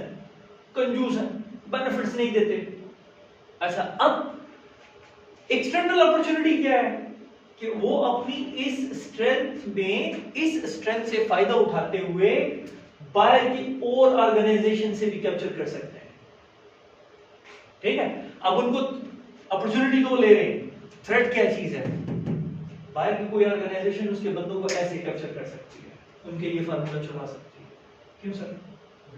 इज दैट क्लियर आपको? उसके लिए आप एक स्ट्रेटेजिक प्लान बनाते हैं जो इन सारी चीजों को कवर अप करता है कि मेंटेन कर सके उसके कंपेटिटिव उसको एडवांटेज को। मतलब उसकी अपनी वीकनेस पे पर्दा भी डालें, उसको थ्रेट से भी बचाएं, और वो अपॉर्चुनिटी को गेन करके अपनी स्ट्रेंथ को मजीद आगे लेके आए। मेरा ख्याल आप समझ गए होंगे, ठीक है। Strategic human resource management means formulating and executing human resource policies and practices that produce the employee competency and behavior the company need to achieve its strategic aim. Strategic aim क्या है? प्रॉफिट हासिल करना, अपने plans को execute करना, और उसके लिए वो जितने भी ह्यूमन रिसोर्सेज मैनेजमेंट की फॉर्मुलेटिंग करेगा, एग्जीक्यूटिंग करेगा, उसके लिए जो रिसोर्सेज, जो पॉलिसीज बनाएगा, वो आपका एचआरएम है। और ये चैलेंज है उसका, ये चैलेंज है, ये ट्रेंड है, इसको करना पड़ेगा। पहले ऐसा नहीं होता था, पहले एक ऑर्गेनाइजेशन बनती थी, वो बस बना देते थे। बहुत सारी ऑर्गेनाइजेशन मैंने देखी है, वो 2-3 दोस्त बैठे हैं, उन्होंने मिलकर कंपनी बना ली, फिर उसमें उन्होंने ऐसा, लेकिन अभी ऐसा नहीं है। अभी आप प्रॉपर स्ट्रक्चर से बनाते हैं, उसके लिए प्लानिंग करते हैं, उसके लिए गोल मुख्तस करते हैं। तो अभी का ट्रेंड चेंज है, ठीक है। आगे आता है टेक्नोलॉजी, इसको हम बड़ी डिटेल में पढ़ चुके हैं 3-4 दफा। Jobs and job skills are change by technology. Perhaps the greatest potential impact on jobs since the industrial revolution is artificial intelligence. ये बहुत जरूरी है। आर्टिफिशियल इंटेलिजेंस आ गया। पहले कभी बर्गर लेने के लिए आपको जाते हुए कोई ये करना पड़ता था कि मैगी में सेलेक्ट करो कौन सा बर्गर आपने कौन सा लेना है, कौन सी चीज है, ऐसा होता था? डायरेक्ट चले जाते थे, यार कौन सी चीज बर्गर है, चीज यार ये ले लो। अभी टेक्नोलॉजी चेंज है, अभी आप देखें, आप घर बैठे ऑर्डर दे रहे हैं। क्यों? ऐसा है नहीं है? तो ये टेक्नोलॉजी चेंज, आपका आर्टिफिशियल इंटेलिजेंस आ गया। चाइना में बहुत सारे ऐसे होटल हैं उसमें वेटर्स नहीं होते, रोबोट्स आते हैं। रोबोट्स आपके पास खड़ा हो जाएगा, आप उसका मेन्यू सेलेक्ट करेंगे, वो चला जाएगा, थोड़ी देर बाद रोबोट्स के पीछे वो ट्रे रखी होती है, उसमें वो सारी चीजें पड़ी होती है। आर्टिफिशियल इंटेलिजेंस तो वो आगे टेक्नोलॉजी में ले आ रहे हैं। इससे क्या हो रहा है? आपके जो वेटर्स हैं वो बेरोजगार हो जाएंगे, नहीं, उनसे वो मजीद यूटिलाइजेशन देंगे, ठीक है, क्योंकि उस टेक्नोलॉजी को समझने वाला बंदा भी तो चाहिए। फिर कहता है introduction of computer into organisation change employments need. आजकल जिसको कंप्यूटर नहीं आता, क्या वो तरक्की कर सकता है? इम्पॉसिबल, थोड़ा मुश्किल हो जाता है। फिर आता है one specific form of automation that is likely to have a significant impact organisation is robotics. अभी मैंने बात की है, ठीक है, अभी मैंने एक्सप्लेन किया। Changing technology also will shape the educational preparation of future workers and thus their productivity. Explain करने की जरूरत आई थिंक सो नहीं? क्यों क्लियर है? कोई क्वेश्चन है तो बताएं। आगे चलते हैं। इकोनॉमिक्स सबसे बड़ा इम्पैक्ट है, हाँ वो इंडिविजुअल हो, ऑर्गेनाइजेशनल हो, ये तो आप भूल ही नहीं सकते इस चीज को। क्यों? क्योंकि आपका more effective HR department monitor the economy, the better they can anticipate it and organization changing needs. Organization changing needs आ रही हैं, जैसे जैसे चेंज हो रहा है आपके लिए प्रॉब्लम बनती जा रही है। As economy expand, new employees and training programs are needed. Pressure of higher wages, benefits and improved working condition also grows. आजकल देखिए सैलरीज का ट्रेंड है. सैलरीज किसी को कम है वो काम करेगा. ग्लोबलाइजेशन जैसे जैसे जा रही है, इकोनॉमी बढ़ रही है, इकोनॉमी का इम्पैक्ट आपकी सैलरी पे पड़ेगा, आपकी वेजेस पे पड़ेगा, आपकी प्रोडक्टिविटी पे पड़ेगा. जैसे जैसे पेट्रोल की कीमत बढ़ी, मैंने सुना आज भी पेट्रोल नहीं है. अगर लेट्स सपोज पेट्रोल ना हो, पेट्रोल की कीमत बढ़ जाए तो क्या इम्पैक्ट होगा? आपकी महंगाई, आपकी प्रोडक्ट, आपकी इकोनॉमी पे इम्पैक्ट पड़ेगा. उसके लिए क्या होगा? वो नीड होगा, ऐसे प्रेशर बनेगा हायर वेजेस पे. भाई यार मेरी सैलरी कम है, मैं काम नहीं कर सकता, मेरे खर्चे पूरे नहीं होते. वो बेनिफिट्स आप उनको नहीं दे रहे, वर्किंग कंडीशन उसको ग्रो नहीं कर रहे, तो आपकी इकोनॉमी आपके लिए सबसे बड़ा थ्रेट है, चैलेंज है आपके लिए. ऑर्गेनाइजेशन के लिए बहुत बड़ा चैलेंज होता है. Recession creates a needs to maintain a competent workforce and reduce labor cost. Decision to reduce hours, lay off workers, or accept lower profit margin involve the advice of the HR expert. आपको पता, जब organisation में budget बनता है, आप में से किसी ने बजट में काम किया? ऑर्गेनाइजेशन बजट में आप अपनी ऑर्गेनाइजेशन का कभी बजट? ये सब एक सिंपल सा एक्सेल में एक बैकअप सा बनाया हुआ है, यूटिलिटीज ये है और एक्सपेंसेस ये है और इस तरह के. नहीं, वो तो आपने किस्म का वो प्रो एक्सपेंस और वो बनाई है ना, शीट बनाई है. आप बजट भी देखिए, हमारे मुख्तलिफ PC1 जो होता है हमारा सर, PC1 के लिए फिर हम जब बजटिंग वगैरह करते हैं कि HR आना चाहिए, और से पहले मीटिंग जी PC1 से पहले मीटिंग्स होती हैं. मीटिंग, हाँ बिल्कुल, वो आपसे पूछते हैं आपके फ्यूचर प्लान क्या है, आपने कितनी वो करनी है. अब वो ये सारी चीजें करके फिर वो HR से बात करते हैं कि ये इनकी डिमांड है, आप क्या कहते हैं, इनको नए बंदे देने चाहिए, इस पे खर्चा ज्यादा आ रहा है, ट्रेनिंग करनी चाहिए, ट्रेनिंग सेशन के लिए इधर जाना चाहिए. HR डिसाइड करता है. तो ये जितनी चीजें उसने रिड्यूस की है ना, कॉस्ट रिड्यूस कर रहा है, तो वो देखेगा कि यार मेरा बजट इस चीज को कर रहा है, लेकिन इसका इम्पैक्ट मेरे लेबर पे तो नहीं पड़ेगा, मेरी HR पॉलिसी पे तो नहीं पड़ेगा. तो HR department is very close related to budget department. ठीक है, ये बहुत जरूरी है. अगर आप सैलरीज इंक्रीज नहीं करते, मिसाल के तौर पे वो कहता है इस साल को कोविड के बाद बहुत सारी ऑर्गेनाइजेशन पे इम्पैक्ट पड़ा, बंदों को रिड्यूस कर दिया. HR डिपार्टमेंट से पूछा गया ये 10 बंदे काम करें, इसमें से हम 5 को निकाल देते हैं, ये 5 काम कर सकते हैं. डिपार्टमेंट कहता है सोच में पड़ गया, क्या करें. उनकी ईमान के ऊपर यार ये वर्क वाला है, इसकी स्किल ज्यादा है, ये बात भी हो सकता है, इसको कर दो खत्म. इस बात पे कितने बंदों को फारग किया गया. मैं एक ऐसे बंदे को जानता हूं, जब उसको बुलाया गया कि आप मार्केटिंग में 6 बंदे बात काम कर रहे हैं, हमने इसमें से 4 को फारग करना है. पता उस बंदे ने क्या सेक्रीफाइस किया. उसने कहा कि ऐसा करें, मेरी सैलरी मिला के 4 की बनती है, 4 को ना करें मुझे, मैं उसको पर्सनली जानता हूँ, मतलब मैंने क्या हेड्स ऑफ आपको मैं दाद देता हूँ. उसने कहा मेरी फैमिली बैकग्राउंड ऐसा है कि मैं अगले 2 साल तक बैठ के खा सकता हूँ. हमें भी सर इस तरह चाहिए, इसलिए कि मेरा अब ये वो HR का बंदा था, जो लीडर था. HR बेसिकली बनाता लीडर है. तो मैंने ऐसी ऑर्गेनाइजेशंस भी देखी हैं जिसमें उन्होंने सैक्रिफाइसेस किए हैं, और ऐसी भी देखी है जिन्होंने बाकायदा तौर पर कहा उड़ा दो. फिर आज अल्लाह के फजल से देखें उनका नाम भी उड़ गया. ये फैक्ट है, कुदरत का कानून है, इम्तिहान था, गुजर गया अल्हम्दुलिल्लाह, लेकिन एक अच्छा सबक छोड़ गया. तो यहाँ आप इस चीज को ध्यान में रखें कि इकोनॉमिक्स का और HR का बड़ा गहरा ताल्लुक है. ठीक है, गवर्नमेंट एंड लीगल. जी सर, क्लियर है या नहीं? Yes. एक्सप्लेन करने की जरूरत है. ठीक है, मेरा ख्याल है गो थ्रू आप पढ़ लीजिएगा, कोई इतना इशू नहीं है. इक्वल एम्प्लॉयमेंट अपॉर्चुनिटी, ये भी आपको क्लियर है. रेस रिलीजन के अलावा होना चाहिए, बस सबको एक जैसे देना चाहिए. ये नहीं है कि ये पठान है, ये चतराली है, ये पंजाबी है, ये भाई सिंधी है, नहीं, सबको एक जैसा देना चाहिए. ये अमेरिका से आया, ये पाकिस्तान से है, इसकी एजुकेशन, इसने भी MBA किया, इसने भी MBA, यार इसको एज हासिल करो. या ये लड़की है, ये लड़का है, लड़की को नहीं देना चाहिए, इसका वर्क ये काम नहीं कर सकती. ऐसा नहीं होना चाहिए. ऐसे रेस, यार ये मुस्लिम है, ये इस तरह की कोई डिस्टिंग्विश नहीं होनी चाहिए. इक्वल एम्प्लॉय अपॉर्चुनिटी देनी चाहिए. लेकिन ये बहुत कम ऑर्गेनाइजेशन में होता है. और मैंने देखा है बाज ऐसे ग्रुप बंदे होते हैं कि यार ये फलाने इलाके का, ये मेरे खानदान का है, ये भाई हमारी कौमियत का है, उसको अपॉर्चुनिटी दे दी जाती है, उसकी प्रमोशंस भी हो जाती है, उसको अलॉट भी हो जाता है। तो एचआर का काम इन चीजों की रोकथाम है। आगे चलते हैं, यूनियन।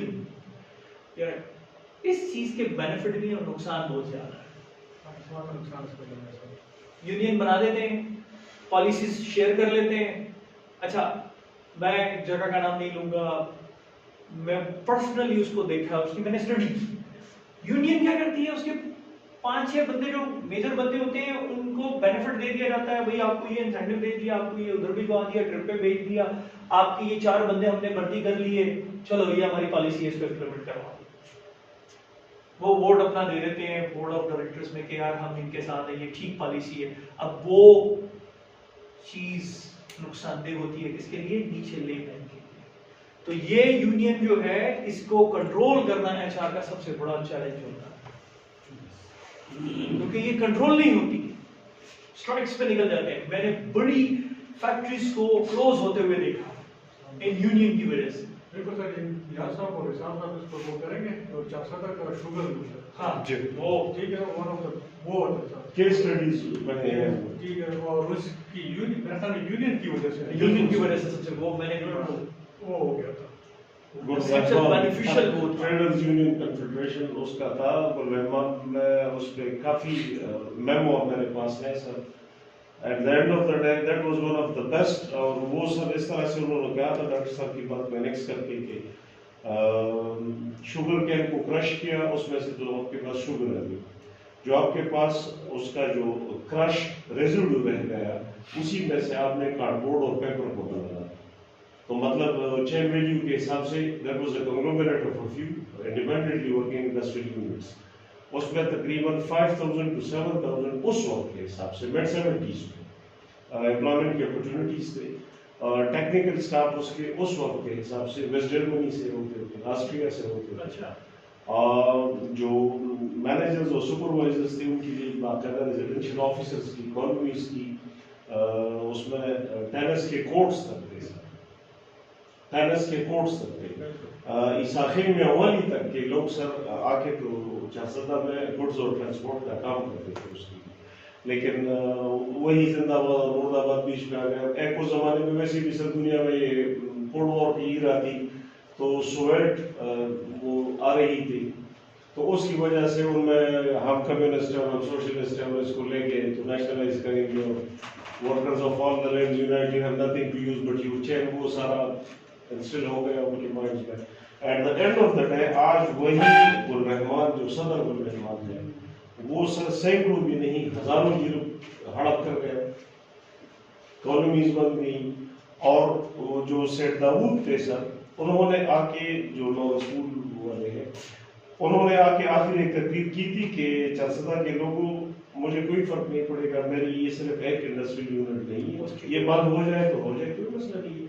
लेकिन याद रखिए आप में से कल कोई या छोले फरोश होगा या अंडे और कबाड़ का काम करेगा या पकौड़े बेचेगा, यकीन करें सर ये जो मैंने मेंशन की ये मैंने खुद देखी कि जो कभी बहुत कुछ के मालिक थे या उनके पास हैव्स वाले थे, हैव नॉट में आ गए, तो that was a total dissemination eight the and. और उसकी कमजोरी देखिए, और आज भी वही है।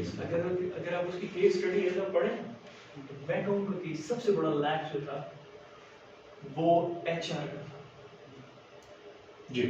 एचआर अगर यूनियन को डे फर्स्ट से कंट्रोल करना रखे और अपनी पॉलिसीज बनाए जी, तो मेरा नहीं ख्याल कि किसी ऑर्गेनाइजेशन में ये चीज उठ सकती है। बाहर मुल्क में यूनियंस का कंसेप्ट बहुत ज्यादा है, वो तो चलते इसी बेस पे, लेकिन उनका कंट्रोल इतना मजबूत है कि वो इसको हावी नहीं होने देते।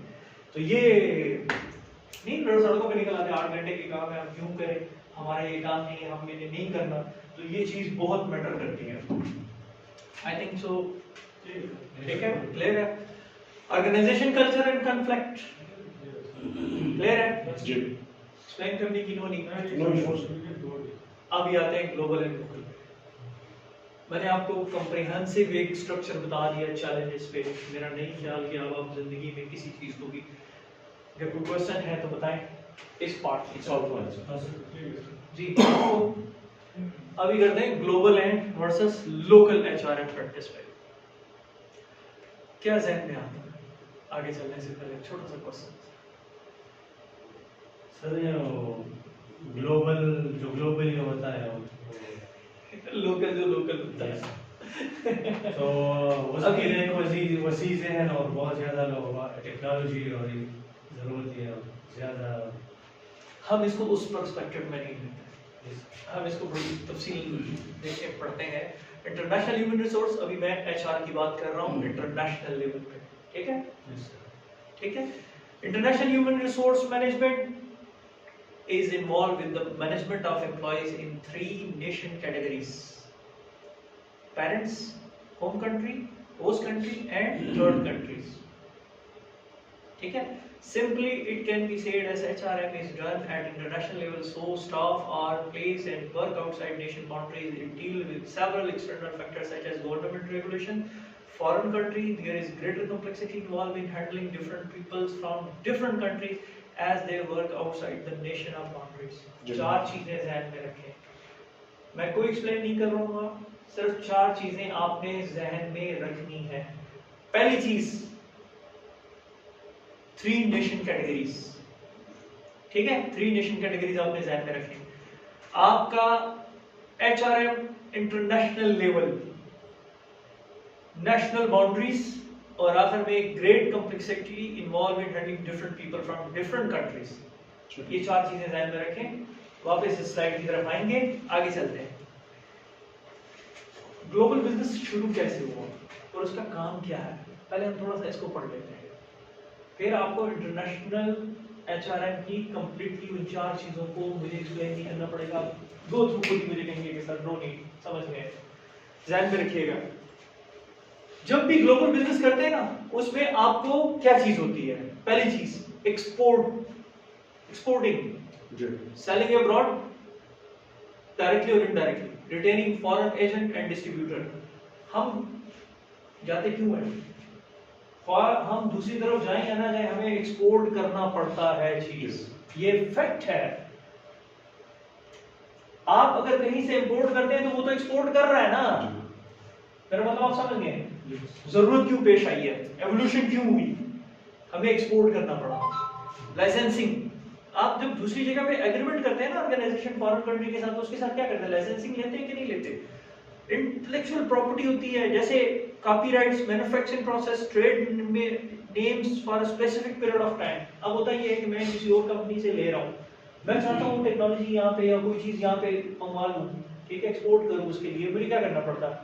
कोई लाइसेंसिंग लेनी पड़ती है, और गवर्नमेंट से हो या उस बंदे से हो कि यार तुम्हारी चीज मैं यहाँ पे बेच रहा हूँ, मुझे इसकी इजाजतनामा दोगे, तुम्हारी अब्रॉड में इस्तेमाल कर रहा हूँ। आपको क्या लगता है ये जो KFC वाले या मैकडोनल्ड वाले हैं, ये खुद आके इधर बैठे हुए हैं, उन्होंने क्या किया हुआ है?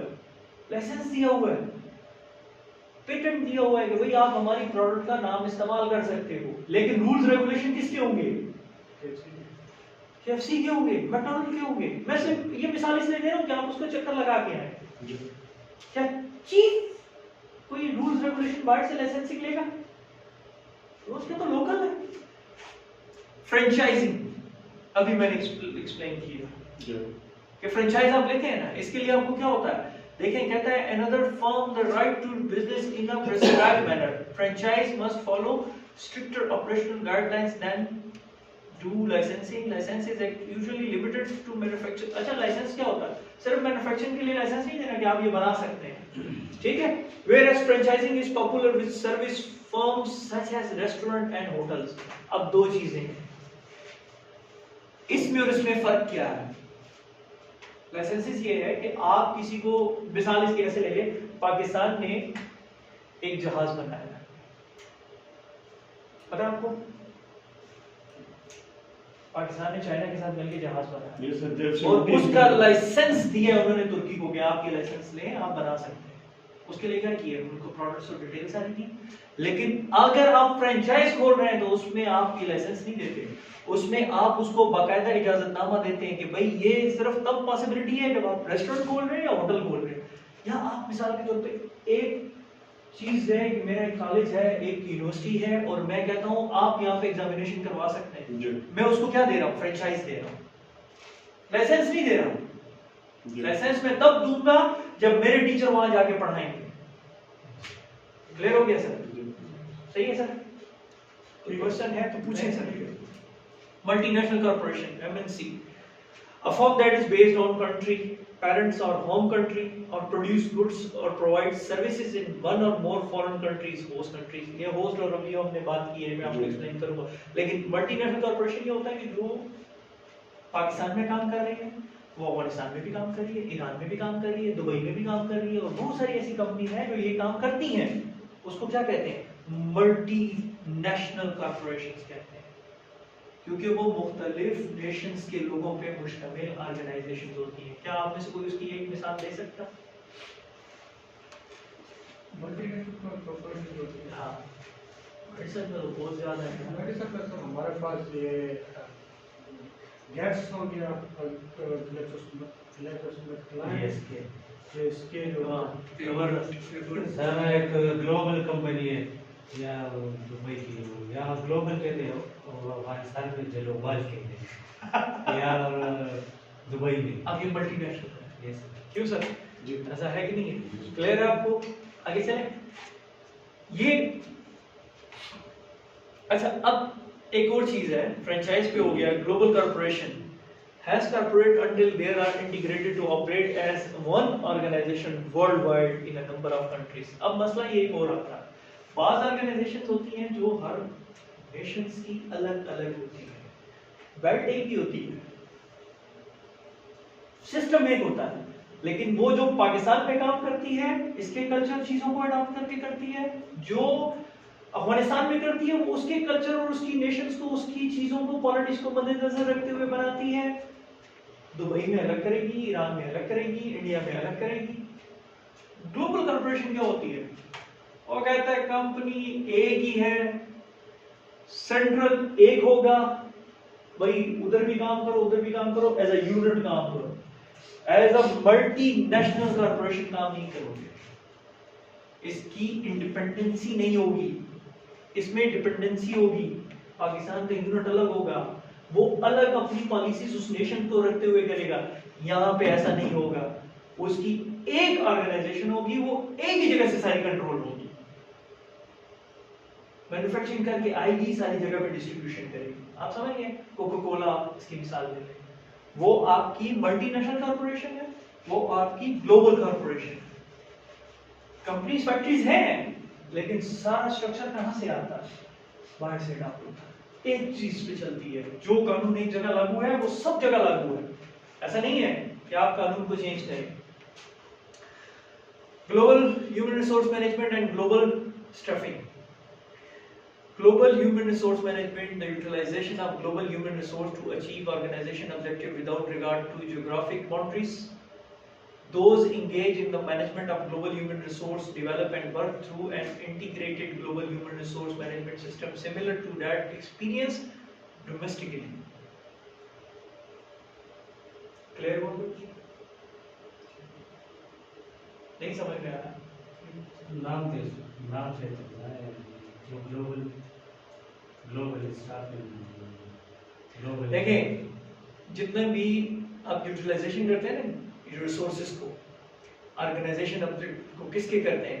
ज्योग्राफिकली बाउंड्रीज के ऊपर करता है। हर एक ऑर्गेनाइजेशन का जो बंदा है वो उसी बाउंड्रीज के अंदर रहते हुए काम करता है। दूसरी जगह के ऑर्गेनाइजेशन कंपटीशन की फिजा पैदा करेगा। इसको सिंपल लफ्जों में ले लें, आप मैनेजमेंट जो एक ग्लोबल ऑर्गेनाइजेशंस होती है ना, वो एक ऑर्गेनाइजेशन के बंदे को, पाकिस्तान के बंदे को उठा के कभी भी दुबई शिफ्ट नहीं करेगी। क्यों? कल्चर की वजह से या इसी माहौल से वो वाकिफ है, इसी वजह से नहीं, उसकी दो वजूहत। एक तो ये कि वो उस जगह पे जाके उतनी प्रोडक्टिविटी नहीं कर सकता जो अपने एरिया में वो कर सकता है। हाँ, अगर वो आउटस्टैंडिंग है, मल्टीनेशनल ऑर्गेनाइजेशंस को पढ़ी हुई है, उसने मुख्तलिफ बाउंड्रीज को देखा हुआ है, तो वो आपकी उस जगह पे एडॉप्शन में जा सकता है। लेकिन कोशिश उनकी होती है कि जो बंदा जिस जगह का है उसी जगह पे उसको इन्वॉल्वमेंट की जाए, उसी सिस्टम के मुताबिक चले जिसमें वो एक्सपीरियंस रखता है डोमेस्टिकली। ठीक है? सर एक सवाल अगर जाए तो जी जी ग्लोबल एचआरएम और IHRM इंटरनेशनल एचआरएम क्या एसेंस में एक ही है? एक ही है। No question. ठीक है, वो अभी आपको क्लियर हो जाएगा जब मैं दोनों का डिफरेंस आपने सामने रखूंगा। Global staffing, a global organization must have qualified individual in specific job, a specific place and time in order to accomplish its goal. मेरे जो सवाल जो था, स्पेसिफिक जॉब होती है, स्पेसिफिक प्लेस के लिए होती है और time in order to accomplish its goal, उस गोल को अचीव करने के लिए होती है। ठीक है, this process involve training such people globally through out human resource planning, recruitment and selection. Staffing का मतलब है बेसिकली आप हायरिंग कैसे कर रहे हैं, क्या कर रहे हैं, जॉब एनालिसिस में फिर हमने तफसीलन इसको जाना है। टाइप ऑफ स्टाफ मेंबर्स कितने होते हैं, अब इसमें होता है experience, an employee working in a firm who is not a citizen of the country in which the firm is located but it is a citizen of the country which the organisation is headquarter. Staffing में अभी मैंने पढ़ा ना boundaries, मैंने आपको 2-3 चीजें बताई। अब ये उसकी टाइप्स हैं। पहली टाइप ये होती है कि आप किसी भी एम्प्लॉयज को, वो सिटीजन नहीं होता उस कंट्री का, ठीक है, जैसे पाकिस्तान में आप एक बंदा लेके आते हैं, वो कंट्री का सिटीजन नहीं है, क्या है, in which the firm is located. अब मिसाल के तौर पे फर्म पाकिस्तान में है, बंदा पाकिस्तान का नहीं है, वो बाहर से आया है, in which the organisation is, ठीक हो गया। दूसरा कहता है, दूसरी चीज जो है वो है आपकी host country, host country nation. An employee working in a firm who is a citizen of the country in which the firm is located. अब वो सिटीजन का जिस जगह की कंपनी है उसी जगह का सिटीजन है, ठीक है। अब वो सिटीजन भी उधर क्या है, where the firm is operated by an organization headquarter in another country. Normally the bulk of employees in international office will be host country nations. Clear है आपको? ठीक है। थर्ड वन है third country nation, a citizen of one country working in a second country and employed by an organisation headquarters in a third country. इसमें ना वो बंदा उधर का है, ना वो कंट्री उधर है, और ऑर्गेनाइजेशन किसी और जगह पे। मिसाल के तौर पे इंग्लैंड का बंदा है, कंपनी यूके की उसकी है, दुबई की है, और काम किधर कर रहे हैं, पाकिस्तान में, इसको थर्ड। क्लियर है, समझ आ गई इस चीज की, ठीक है। अब अप्रोच ऑफ ग्लोबल स्टाफिंग क्या है, ethnocentric staffing, companies primary hire expertise to staff higher level foreign position. आपको पता है ज्यादातर क्या होता है, फॉरेन पोजीशन जो होती है ना, ये मल्टीनेशनल ऑर्गेनाइजेशन, ये उनकी बात हो रही है। देखिए हमारा जो इंटरनेशनल एचआर है ना, वो आपका नेशनल उस पे नहीं चलता, कॉर्पोरेट कल्चर पे काम करते हैं, और मल्टी, जिसको आप कह लेंगे मल्टीनेशनल, जो मैंने पहले आपको बताया, लाइसेंसिंग वाले हो गए, उसमें हो गए, वो अपने स्टाफ को ज्यादातर फॉरेन से लेके आते हैं, क्योंकि उनको अचीवमेंट्स करनी होती है। फिर आपका आता है polycentric staffing, when more host country nations are used throughout the organisation from top to bottom. ये बेसिकली वो कांसेप्ट है जिसको आपको जरूरत नहीं है पढ़ने की, लेकिन जस्ट ओनली मैं आपको नॉलेज बेस के लिए सिर्फ बता रहा हूं कि ये टर्मिनोलॉजी आ जाए तो आपके जहन में आ जाएगा यार, बेसिकली हमारे एम्प्लॉय सिर्फ एक कंट्री से नहीं हो सकते, ठीक है। ग्लोबलाइजेशन में आपकी चीज सिर्फ एक रिसोर्स एक जगह के लिए नहीं होती, आप एम्प्लॉयज को मुख्तलिफ जगह से भी हायर कर सकते हैं। Geocentric stuffing similar to the polycentric approach, but regional group of subsidiaries reflect the organization strategy and structure, work as a unit. Same चीज है, कोई वो नहीं है, लेकिन प्रॉब्लम कहाँ पे आती है, जब आपको रीजनल ग्रुप्स की सब्सिडरी बनाते हैं।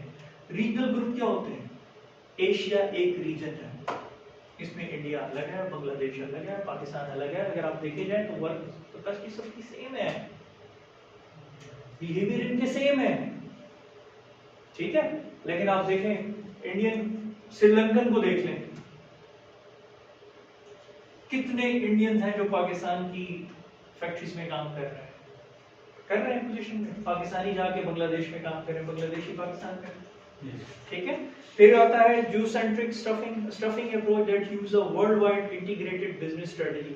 अब ये जो है सबसे ज्यादा जू सेंट्रिक आप कह लें ज्योग्राफिकली से निकला है आपके, ये इंतहाई आजकल बेसिकली इस पे अप्रोच ज्यादा चल रही है। वर्ल्ड वाइड इंटीग्रेटेड बिजनेस होते हैं, आपस में इंटर रिलेटेड होते हैं, जो बिजनेस आपस में इंटर रिलेटेड।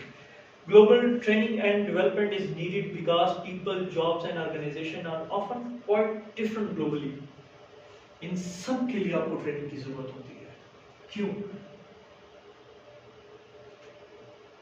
इसलिए कि रीजन मुख्तलिफ होते हैं। आपको पता नहीं मैं ये मुझे इल्म नहीं है क्या, आप जब एक जगह से दूसरी जगह पे ट्रांसफर होते हैं आपको उसके बारे में थोड़ा बहुत बताया जाता है कि वहाँ का कल्चर कैसा है? हमारा पता ऐसा कुछ नहीं होता। उसकी वजह ये है कि ये लोकल है ना, पाकिस्तान के लोग एक दूसरे के बारे में जानते हैं। लेकिन अगर आपको कहें कि यार हम आपको डिप्यूटेशन पे जो है बाहर मुल्क भेज रहे हैं, अफगानिस्तान भेज रहे हैं, तो आपको पहले थोड़ी सी ट्रेनिंग दी जाएगी। ये जरूरी है। यस अब मिसाल के तौर पे एक बंदा बाहर से आता है, रूल्स और नॉर्म्स आपको पता, वो आपको पहले ट्रेनिंग देंगे। ऐसा नहीं है कि डायरेक्टली आपको अपॉइंट कर दिया भाई जाओ ऑस्ट्रेलिया में जाओ, तुम उधर आए हो पाकिस्तान के हवाले से, वो कह गए यार ये कहाँ से उठ गया, ठीक है। तो ये बहुत इंपॉर्टेंट है। आगे आते हैं possible barriers to effect global human resource management. अब ये कुछ बैरियर्स भी हैं जो ग्लोबल इफेक्ट करते हैं, वो मैं इसलिए बता रहा हूँ कि लोकल और ग्लोबल में आपको फिर खुद ही फर्क पता लग जाएगा। Unfortunately global organisation must cope with various unknowns. The management of HR function globally is enormously complicated by the need to adopt HR policy and practice to different host countries. HR management must consider the potential impact of global difference or human resources, different in politics, law, culture, economics, labor, management relations system, and other factors complicate the task of global human resource management. देखें, ये एक ऐसा fact है जिससे हम आंखें बंद नहीं कर सकते। ग्लोबली आपका सबसे बड़ा मसला पता है कहां पे आता है? पॉलिटिक्स, लॉ, कल्चर, इकोनॉमिक्स और लेबर मैनेजमेंट। पिछले दिनों आपने एक चीज आपके नोटिस में आई होगी, एक श्रीलंकन बंदे को सड़क पे मार दिया, सियालकोट पर्सनल कैपेसिटी की बेस पे उन्होंने एक पॉलिटिक्स गेम खेली। जी, वो अपने एम्प्लॉइज को टफ टाइम दे रहे थे। हाँ, वो काम लेना चाह रहा था। अब उसका प्रॉब्लम क्या था? उसको ये नहीं पता था कि मैं यहाँ के कल्चर को देखूं। क्यों? वो तो अपने इकोनॉमिकल गोल्स को अचीव करने की कोशिश कर रहा था। ऐसा है कि नहीं है? देखिए, ये बहुत मैटर करता है। आपको ग्लोबली ये बड़ा ज्यादा रेजिस्टेंस करनी होगी कि आपकी पॉलिटिक्स डिफरेंट होता है, लॉ डिफरेंट होता है। मैं इसकी एक छोटी सी मिसाल देता हूँ। हमारी ऑर्गेनाइजेशन में एक बच्चा आया, मैंने उसको कहा कि पीएम था, कुछ ऐसा काम किया, मेरे पास आया, चाय शाय लेके आया। मैं एक्स्ट्रा टाइम में बैठा हुआ था, एक्स्ट्रा टाइम काम कर रहा था। बजट, जिन दिनों में बजट और ऑडिट होता है काफी देर तक बैठना पड़ता है, तो थक के मैं थोड़ी देर के लिए बैठा। से मैंने कहा अच्छा क्या हालात हैं, कहाँ से हो तुम? ऐसे इंटरव्यू शुरू कर दिया मैंने उससे मैंने कहा मैं कराची से। मैंने कहा क्या करते हो? कहता मैं एक फैक्ट्री में काम करता था और एक बेहतरीन और डिजाइनर था। मैंने कहा किस चीज़ के? कहते हैं ये मशीन पे ये जो कपड़ों के डिजाइन होते हैं वो बनाता था, जैसे पर्दों पे ये डिजाइन बने हुए। तो मैंने कहा हम क्यों आए? कहता सर बस उधर मेरे कुछ हालात ऐसे हो गए कि मुझे गाँव इधर वापस आना पड़ा, पेशावर में होकर के यहीं पे मैंने जॉब को की। वाले साहब प्रॉब्लम थे, बीमार हैं और मैं उनको छोड़ के जा नहीं सकता। तो मैंने कहा उधर और इधर के कल्चर में फर्क है? मैंने कहा क्यों? मैंने कि पाकिस्तान में। कहता नहीं सर वहाँ पे लेबर डिपार्टमेंट इंतहाई मजबूत है। मैंने कहा यहाँ पे?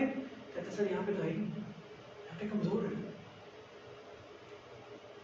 अब देखिए लॉ की बात है ना, वहां पे स्ट्रॉन्ग है लेबर, यहाँ पे कमजोर है। अब अगर यहाँ पे वो राइट उठाएगा तो जॉब से जाएगा, वहां नहीं उठाएगा। ये डिफरेंस है।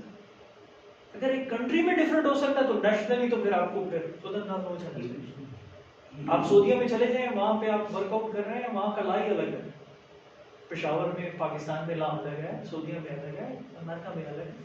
तो ये डिपेंड करता है आपकी ह्यूमन रिसोर्स में। ये एक बड़ा सख्त बैरियर है, ये बहुत रेजिस्टेंस करता है। बहुत सारी ऑर्गेनाइजेशन दूसरे कंट्रीज में बिजनेस इसलिए भी नहीं चला सकती कि उनको ये बैरियर्स का सामना करना पड़ता, वो छोड़ देती।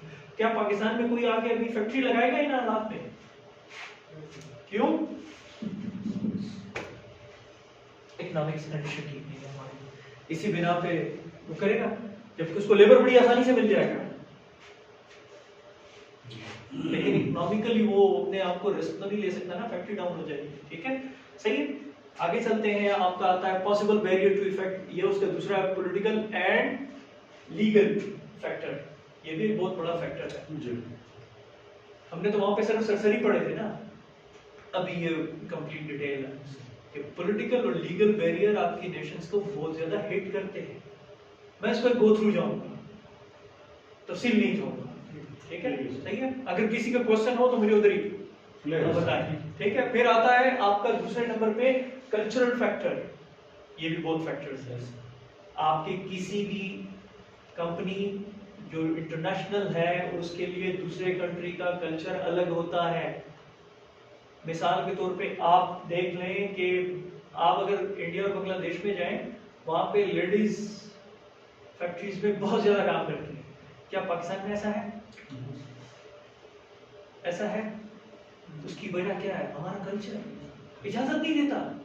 हाँ, हमारे कल्चर में आप देखें फीमेल टीचर्स बहुत ज्यादा होंगी, हमारा कल्चर ऐसे बना हुआ है कि यार जो टीचर करती है वो जरा सही है, लेकिन अगर कोई फैक्ट्री में काम कर रही है, नहीं यार तो बन के अपनी बीवी को, कोई भी, मैं अपनी बीवी को इजाजत नहीं दूंगा, आप नहीं देंगे, कोई भी नहीं देगा, बैंक को नहीं देगा, क्योंकि वो कल्चर नहीं है हमारा। ठीक हो गया, आगे चलते हैं। तीसरा इकोनॉमिक फैक्टर, आई थिंक मैं एक्सप्लेन कर चुका हूं, ठीक है। ये तो बहुत बड़ा फैक्टर है और आप कह लें कि ये बहुत ज्यादा इम्पैक्ट भी करता है।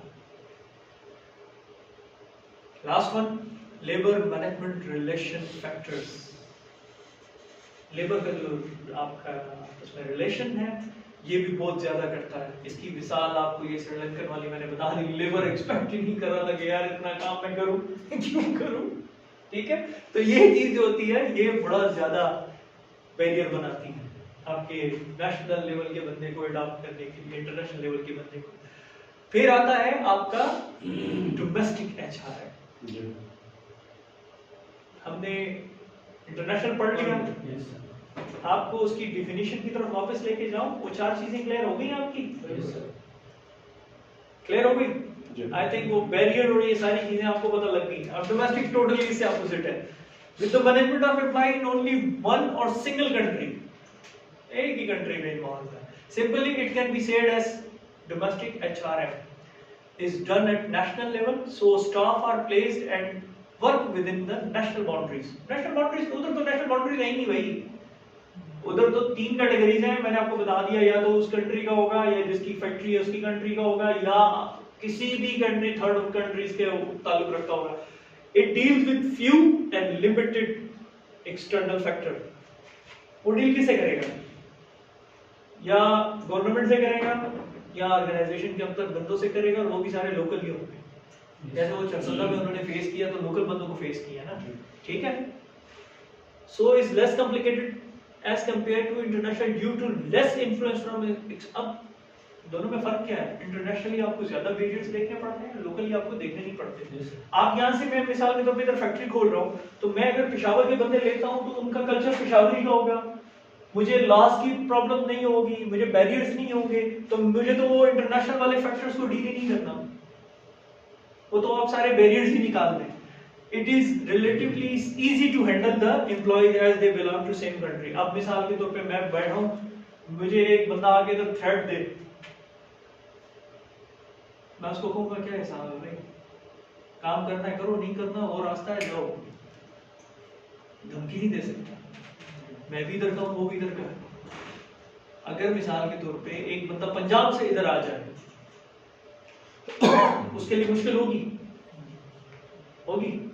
लेकिन अगर पेशावर का बंदा हो और वो भी बाड़े का हो,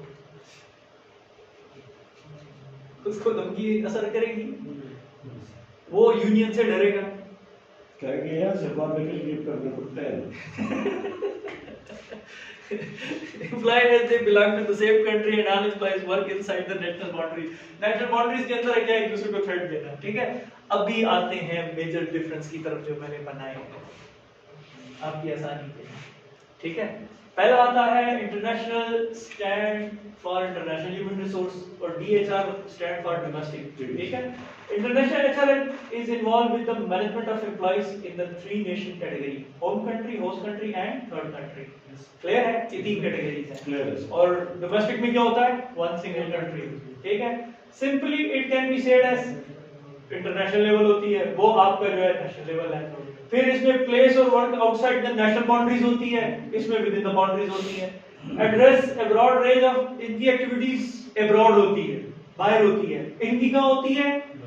विद इन कंट्रीज। अच्छा, high involvement HR management personal life of employees. मिसाल के तौर पे मैं इंटरनेशनल लेवल पे आया हूं तो मुझे इसकी पर्सनल लाइफ को भी पढ़ना है कि यहाँ का कल्चर ये कैसे जिंदगी गुजार रहा है। डोमेस्टिक में तो मुझे सरोकार ही नहीं है कि किधर क्या कर रहा है, वही काम करो, खत्म हो गई बात, ठीक हो गया? इसीलिए HR इन्वॉल्वमेंट इंटरनेशनल लेवल पे ज्यादा होती है। फिर कहते हैं in this there is high exposure to risk in international assignment. Risk भी बहुत बड़ा इन्वॉल्वमेंट होती है। क्यों? पूरी की पूरी आपकी फैक्ट्री बैठ सकती है भाई, कॉर्पोरेट लेवल बैठ सकता है, एक साइड का यूनिट बैठ जाता है।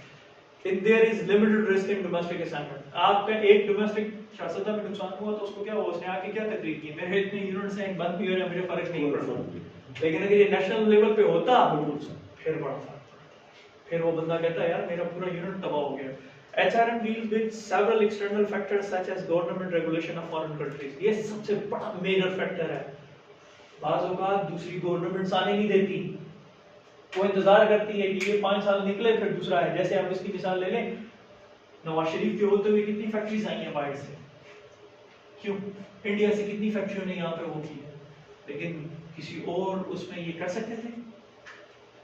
नहीं कर सकते थे, लाइसेंसेस नहीं देते, वीजे नहीं इशू करते। आई थिंक को समझाने की जरूरत नहीं, मेरे फ्रेंड समझ गए हैं, ठीक है? ये पहले थे आपके 8 कैटेगरीज। अब मैं आपको की पॉइंट्स बताता हूँ। डोमेस्टिक और इंटरनेशनल लेवल में 8 डिफरेंसेस हैं, पढ़ लिए हमने पहले, लेकिन दूसरे एंगल से समझा रहा हूँ, ठीक है? International HRM is responsible for a greater number of function and activities such as the selection, training, management of international assignee. Domestic HR deals with the such function only in the domestic context. एक ही बात है, functions पे फर्क है, एक ही चीज है। मैंने आपको कहा ना, मेरी कोशिश होती है कि 2 डिफिनेशन 2 चीजें रखें ताकि आपको आसानी हो। International HRM has to address issues like international taxation, foreign country employment laws, international orientation of the employees. These issues are not applicable to domestic. Clear है सर? Explain करूं? HR manager work in an international environment have to deal with the highly diverse workforce.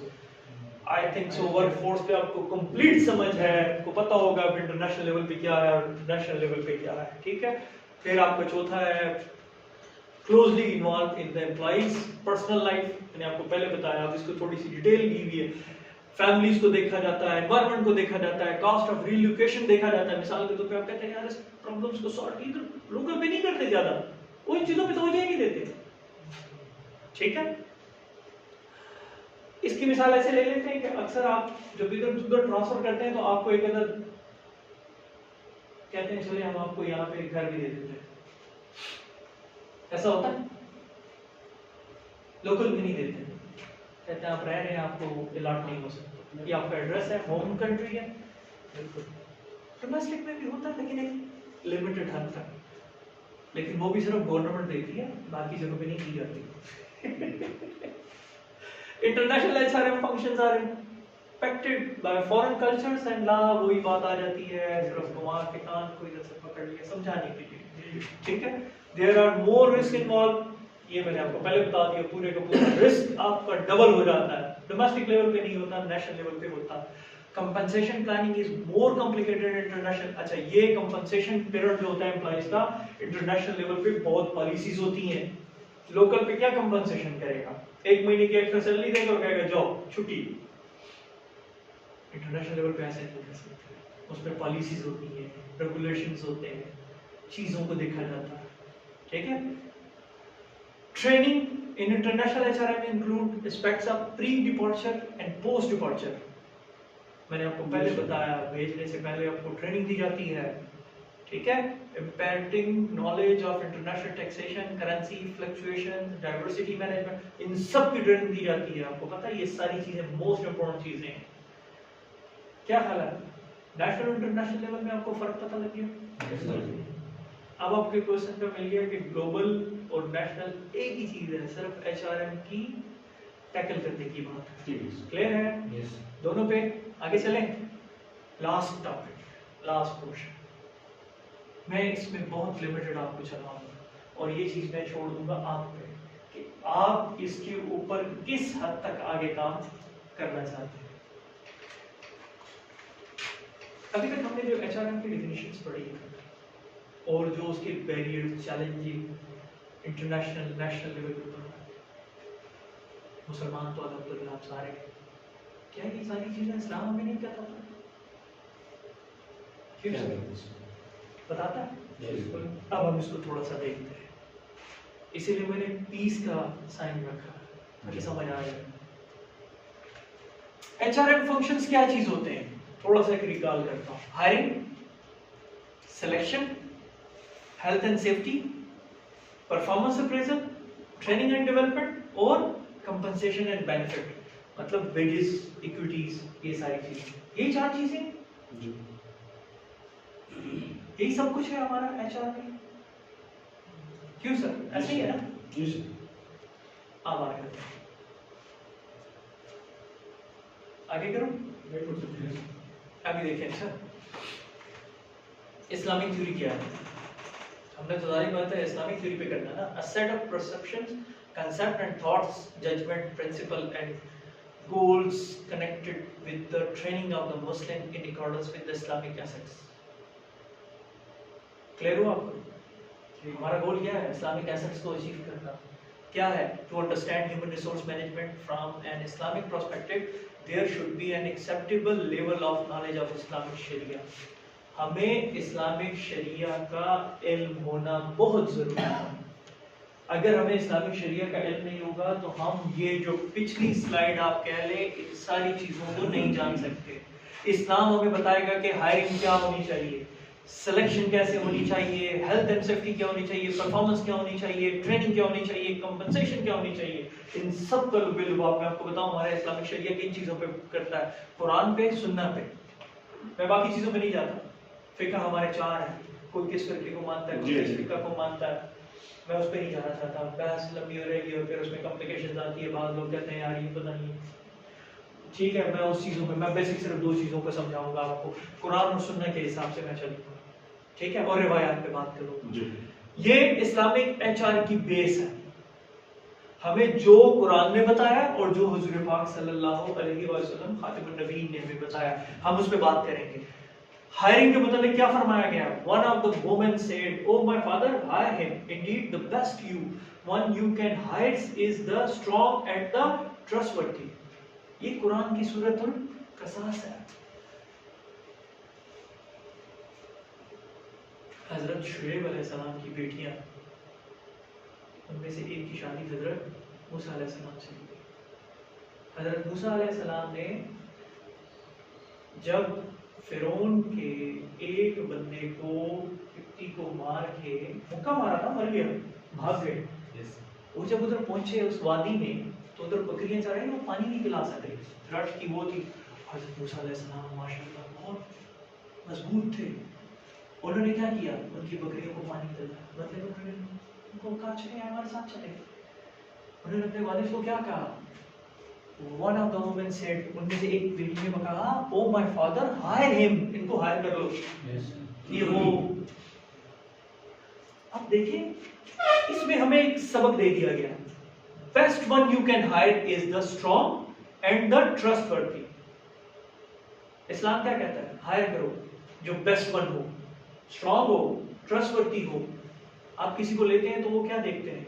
ये उस काम के लिए मजबूत है, यहाँ मिसाल ले रहे हैं कि भाई उसकी हायरिंग करते हुए स्ट्रॉन्ग से मुराद आप देखें, हमने सुन्ना को लेना है, हमने उसकी तशरीह फिक्र को पढ़ना है, उसमें हम एक चीज का सिर्फ वो मतलब नहीं लेते। अब मैं सिर्फ इतना पढ़ूं तो आपको नहीं पता लगेगा कि किस बैकग्राउंड से मैंने बात की है। मैंने आपको पहले वो बताया, वाकया बताया, ताकि आपको बैकग्राउंड समझ में आ जाए। तो आप जब किसी को हायर करते हैं तो आप कहते हैं ना, मैं मौलवी के लिए किसको लेंगे आप, मस्जिद में पेश इमाम के लिए आप किसको हायर करेंगे? पेश इमाम को, जिसको कुरान का इल्म पता हो। ऐसा है ना? तो यहाँ मुराद दुनियावी लेवल पे भी, अगर मैं फैक्ट्री लगा रहा हूँ कुर्सी बनाने की, तो मुझे उसके लिए किस बंदे को लेना चाहिए? जो कुर्सी के काम को जानता हूँ, बेस्ट वन हो, इधर लिखा हुआ है ट्रस्टवर्दी हो, काम करता हो, उस पर भरोसा किया जा सके कि यार ये मुझे इतनी कुर्सियां टाइम की पाबंदी करे। और दूसरा मजबूत हो, बीमार को बिस्तरे, मर्ग वाले को मैं नहीं ले सकता, जो काम ही ना कर सके, बीमार हो, ये उस चीज की मुझे एग्जाम्पल होगी मेरे पास। दूसरी है selection, do not nominate them officers and accounts of favouritism, of egoism. These two attributes reflect injustice and treachery. हजरत अली इब्ने अबी तालिब, ये हजरत अली रज़ी अल्लाह तआला ने क्या फरमान है? वो क्या फरमान है?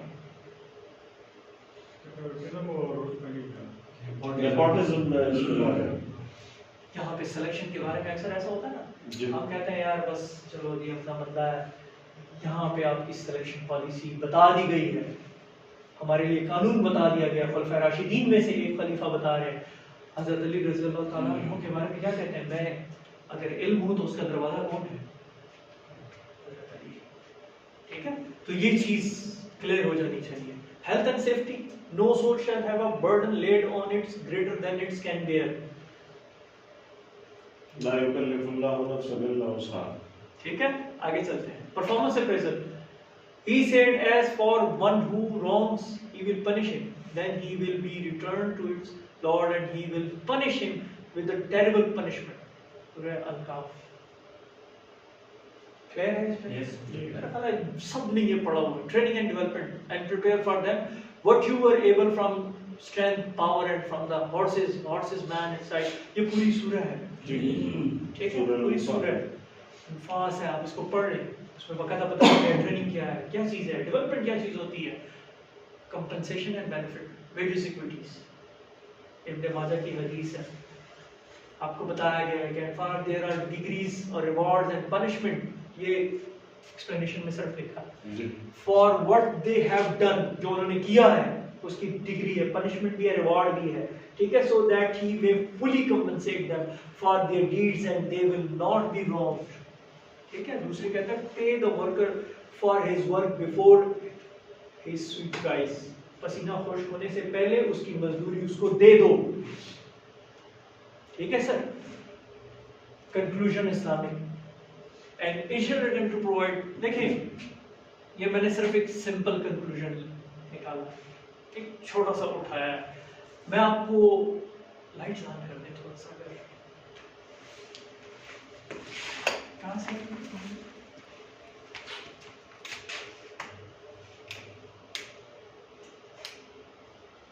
दो तो ठीक है सर, पेट्रोल पकी अच्छा नरम है। चलो बस ठीक है, एक काफी है, बस ठीक है, इतनी रोशनी। देखिए, मैं आपको एक छोटी सी, एक सिंपल सी एक चीज बताता हूँ। Islam is a complete code of life, मैंने पहले भी आपको बताया। हजरत उमर फारूक रज़ी अल्लाह तआला अन्हु एक के बाद तिजारत हो रही है, वापस आए तो देखा कि एक मस्जिद में सारे बैठे हुए, उन्होंने पता पहले किया कि ये बाहर काफिले और तिजारत किसकी हुई है। सारे सहाबा किराम मस्जिद नबी में दीन की तालीम हासिल कर रहे हैं। वो आए और उन्होंने फरमाया, ये जो आप कर रहे हो, आपने जो बाहर जिन बंदों को दिया, क्या उसको शरीयत की तालीम है? क्या उसको ये इल्म है कि मैं बिजनेस कैसे कर रहा हूँ शरीयत के मुताबिक? आप किसी भी उसमें आप काम करते हैं तो आपको उस शरीयत के बारे में हुक्म पता हो। दूसरी बात, इस्लाम दो चीजों पे बिलीव करता है, वेलफेयर वाली और आपकी इबादत। अगर मैं, एक सहाबी ने हुज़ूर पाक सल्लल्लाहु अलैहि वसल्लम को बुलाया और कहा कि भाई उन्होंने कहा ये खिड़की किस लिए? उन्होंने कहा रोशनी है। उन्होंने कहा नहीं, अगर तुम यही सोच के रखो कि इसमें अजान की आवाज़ भी आए तो तुम्हें इसका अजर भी मिलेगा।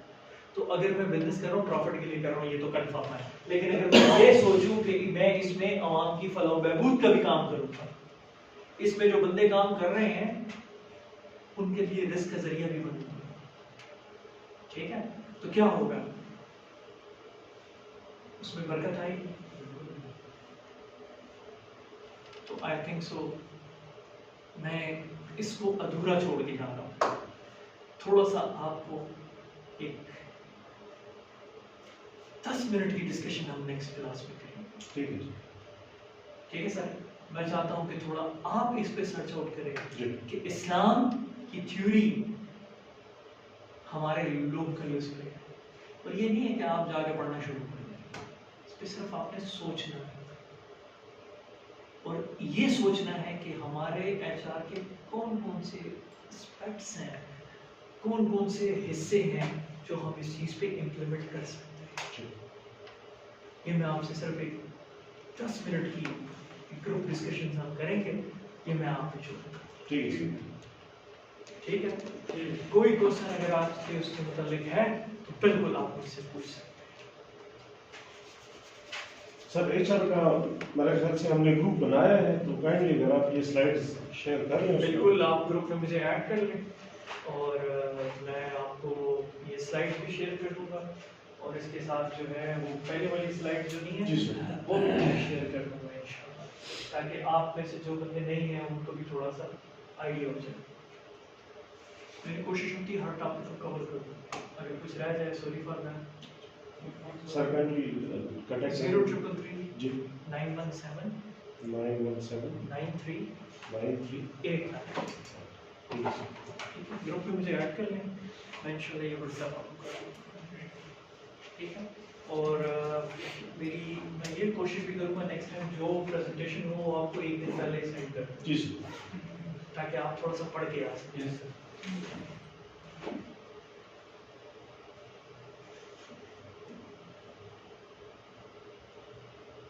आपको पता है ये आप